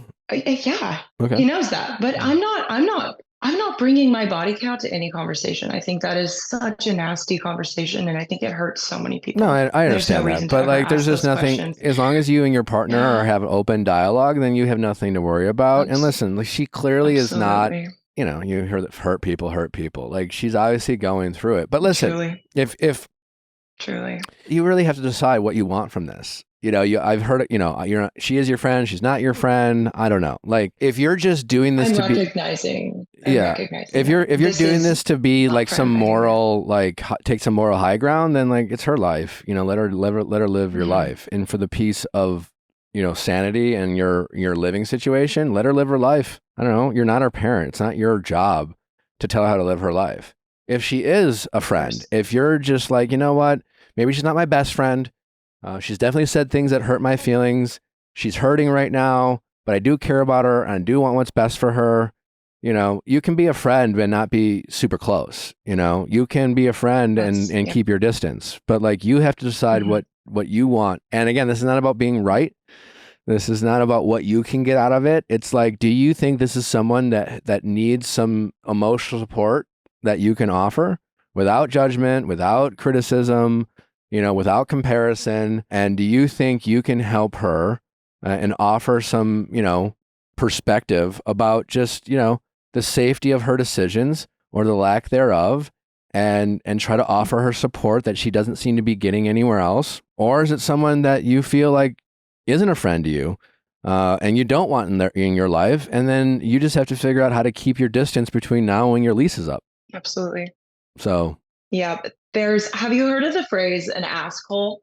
When someone asks everyone the same question to get different perspectives, but it's an ask only. It's not really, I'm going to listen to the advice. Sure. Have you ever heard that before? We all do that. And that is, I mean, I would like to say that I surround myself with people who are actionable. They listen and they do. This is the one friend who it's just never ending. I'm sure she's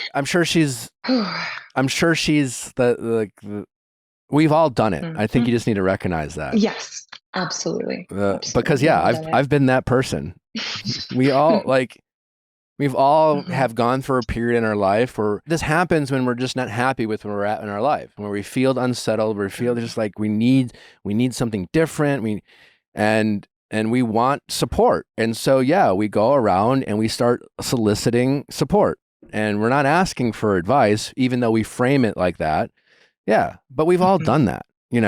Maybe you did it when you were 18 or 19 or 20 or 22, and maybe you've outgrown that, but she hasn't. I just think you really you definitely run the risk that you judge her a lot. Like you have a lot of anger towards her that I think you need to work through. I do. I think you need to work through. No, absolutely. That's exactly why I'm here. I'm finding this to be that it's like poison. I just feel like it's poisonous in my life. And sorry, I don't want to get emotional, but it's like, I just recognize that, and I love her so much, and I want well for her. But how is she hurting you right now?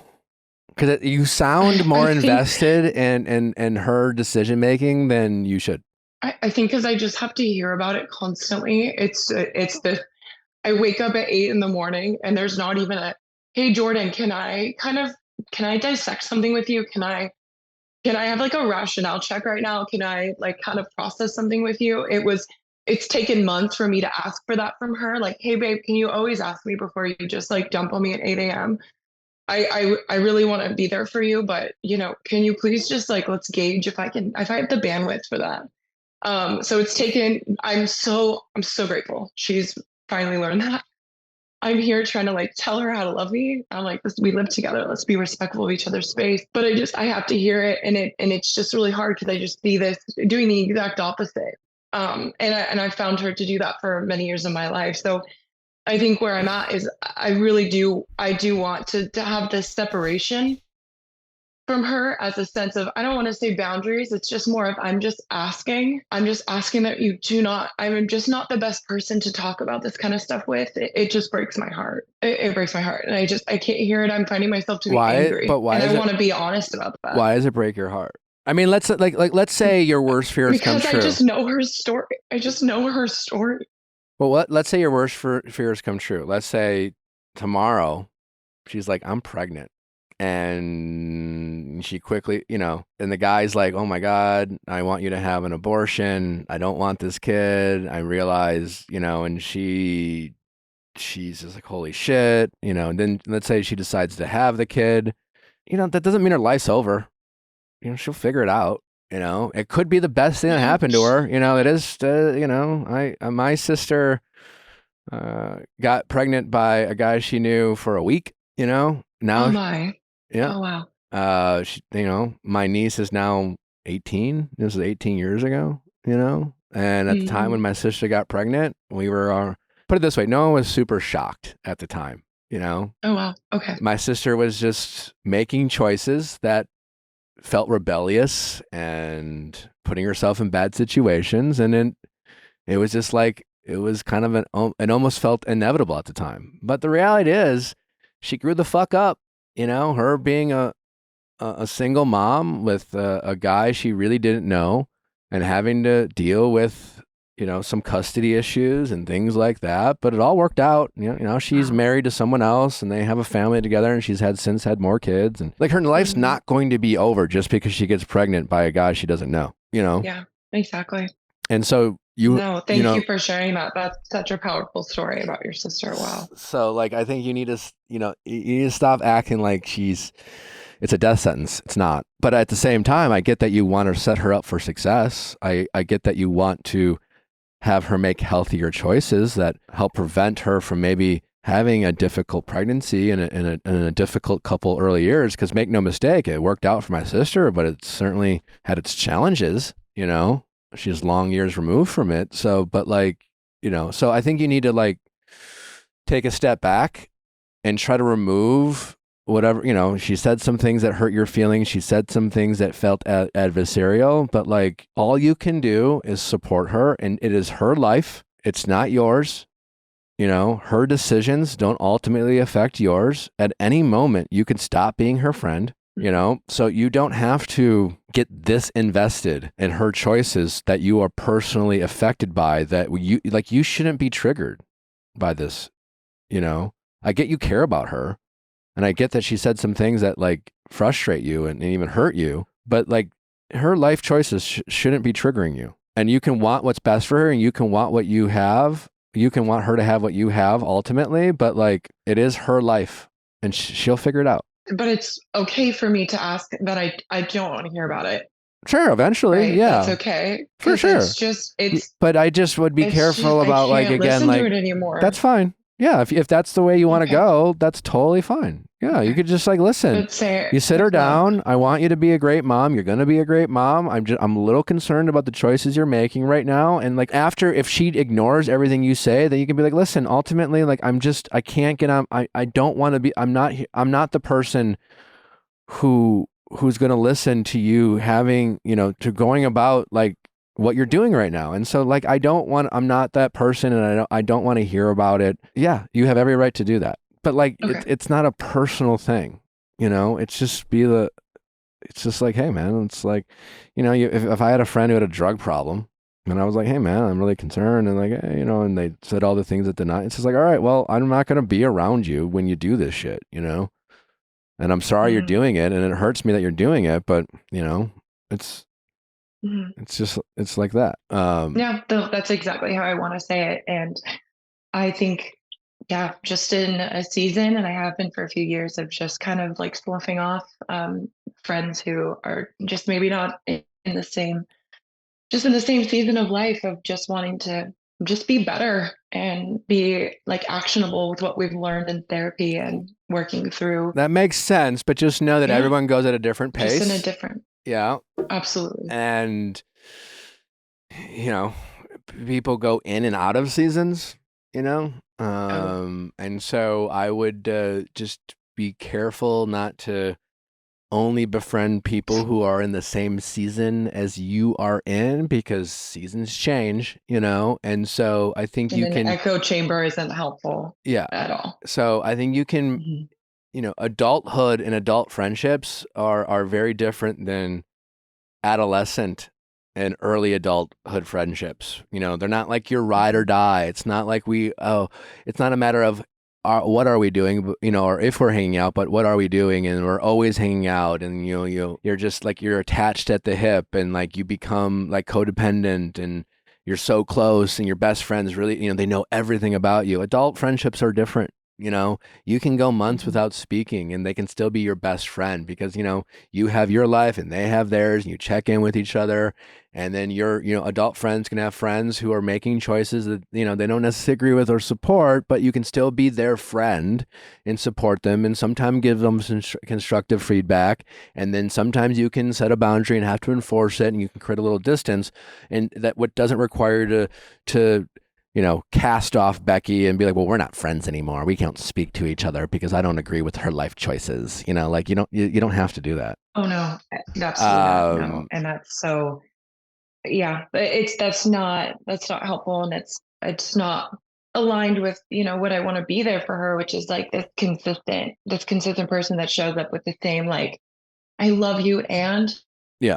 So exactly. I so appreciate your perspective, and I bet that was, kind of hard sharing something so personal to your own family and your sister going through that. But I think that gave a lot of perspective, and also, and your friend, having a child, maybe with the guys she was hooking up with and really wanting that. And I kind of think that's where it's at. But thank you for that reminder of just like, this isn't about me. I'm taking it so personally. And I think it's because it's in my home, it's in my ears, and I can't get away from it. Yeah. And I'm definitely I do have the right to say, hey, I'm just not the best person to run these ideas by or these situations by. That's just, I don't want that role in your life. I wouldn't even say like that. I'm the best person. It just comes down to like, again, you sit her down and be like, I'm just like, you're making risky choices. That's just a fact. She knows that. She understands that. There's a reason why, again, I think she understands. Right now, she's just trying to convince herself that's okay to do, and that ultimately the ends justify the means. Because if she can just be a mom, that it'll all work itself out, and that might be true. But again, this is about her not believing in herself, and I think that will go a long way for you to like focus your energy on seeing it through that lens, that your friend doesn't believe in herself the way you believe in yourself. Your friend right now, while she might not be going through the same season you're going through, it's not that she lacks the capability. She didn't have the emotional support growing up that maybe you had. And so, she might require some grace and some patience. You want her to be patient with her love life. You need to be more patient with her, and that's called being a friend. Yeah, absolutely. No, thank you guys so much. I really appreciate it. And I think, that's exactly what it is. And it's awesome. She actually is out of town for a few days. So the perfect time for me to just kind of process what I want to say. And my goal is resolution, like above all else. And I want to live at peace in my home with her, and maybe just a little bit of distance. I know it's going to be really helpful, but I just want to do this in a really loving way and not. Yeah. I mean, because that's the only thing that matters. The chance that the most likely outcome, just so you know, and I know it's like, I know that pulling out isn't me out. No, the most likely outcome, I don't know what you're going to decide to do with her friendship, but the most likely outcome for her is that she, again, hopefully doesn't get an STI. But minus that, the most likely outcome is that she doesn't get pregnant because, you know, as risky as her choices are, it's still difficult for people to get pregnant.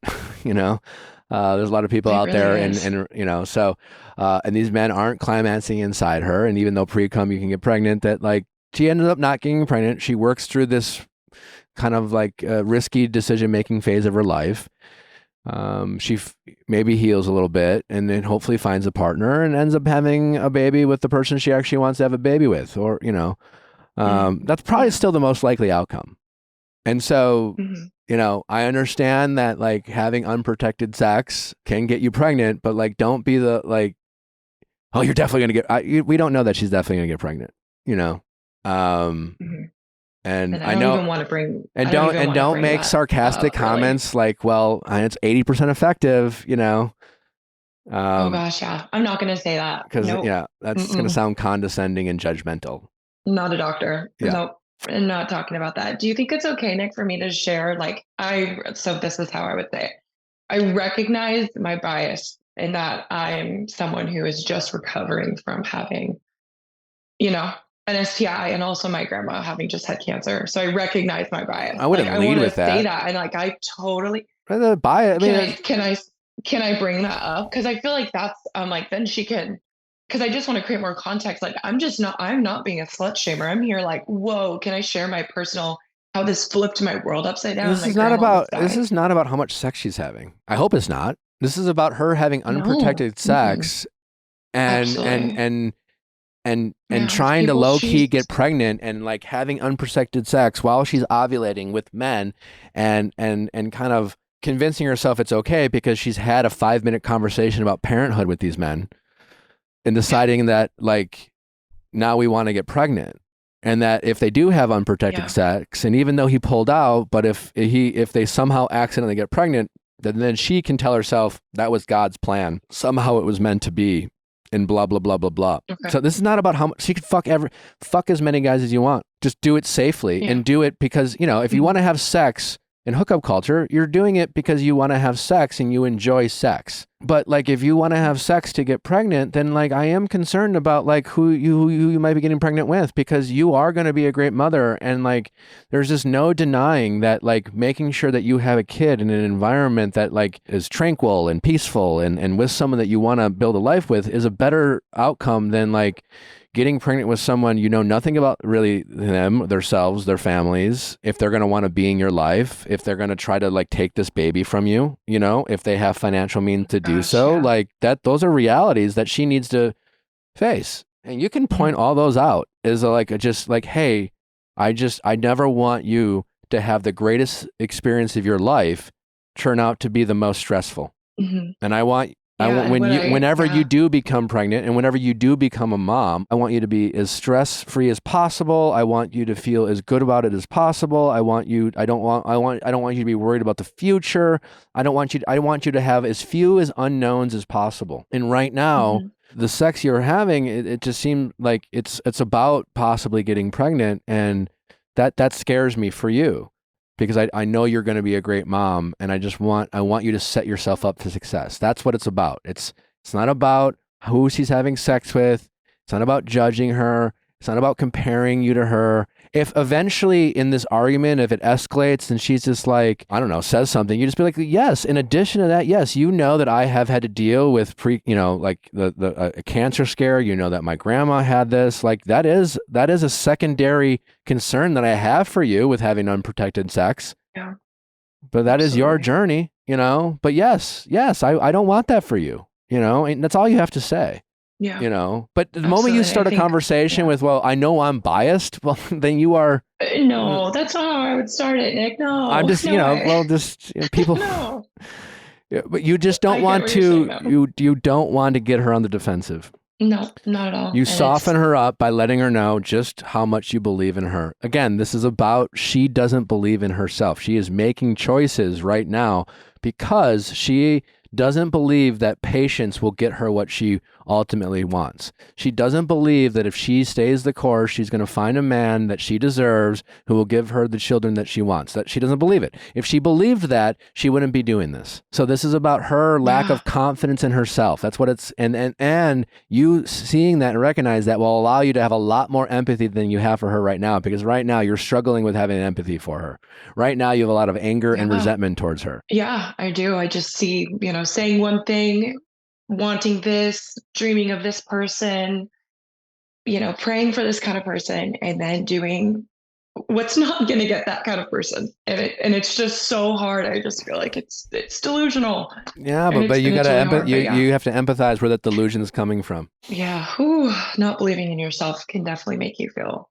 I mean, someone who grew up in someone who like has abandonment issues just because of who her parents were or weren't, that tracks. I mean, this is someone who grew up in the foster apartment. She's just like, I've had to get through life this far on my own. Why should I worry about like who the fucking father is? I'm going to raise a kid on my own. She doesn't feel worthy of the type of love that you've been able to find. And so like, I think you need to really, you need to see that for what it was. And that will give you the empathy that is required to have this type of conversation. And until you have that empathy, until you really believe it and you let go of some of the resentment and anger you have for her, I don't think you should have the conversation, because I don't think it's going to go the way you want. No, absolutely. I'm definitely not ready to.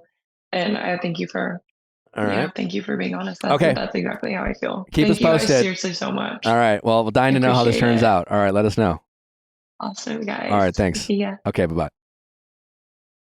Thanks for listening. Hope you enjoyed this show. We enjoyed bringing it to you. Don't forget to send in those questions at asknick@theviallfiles.com. We'll see you back tomorrow for Reality Recap. Bye.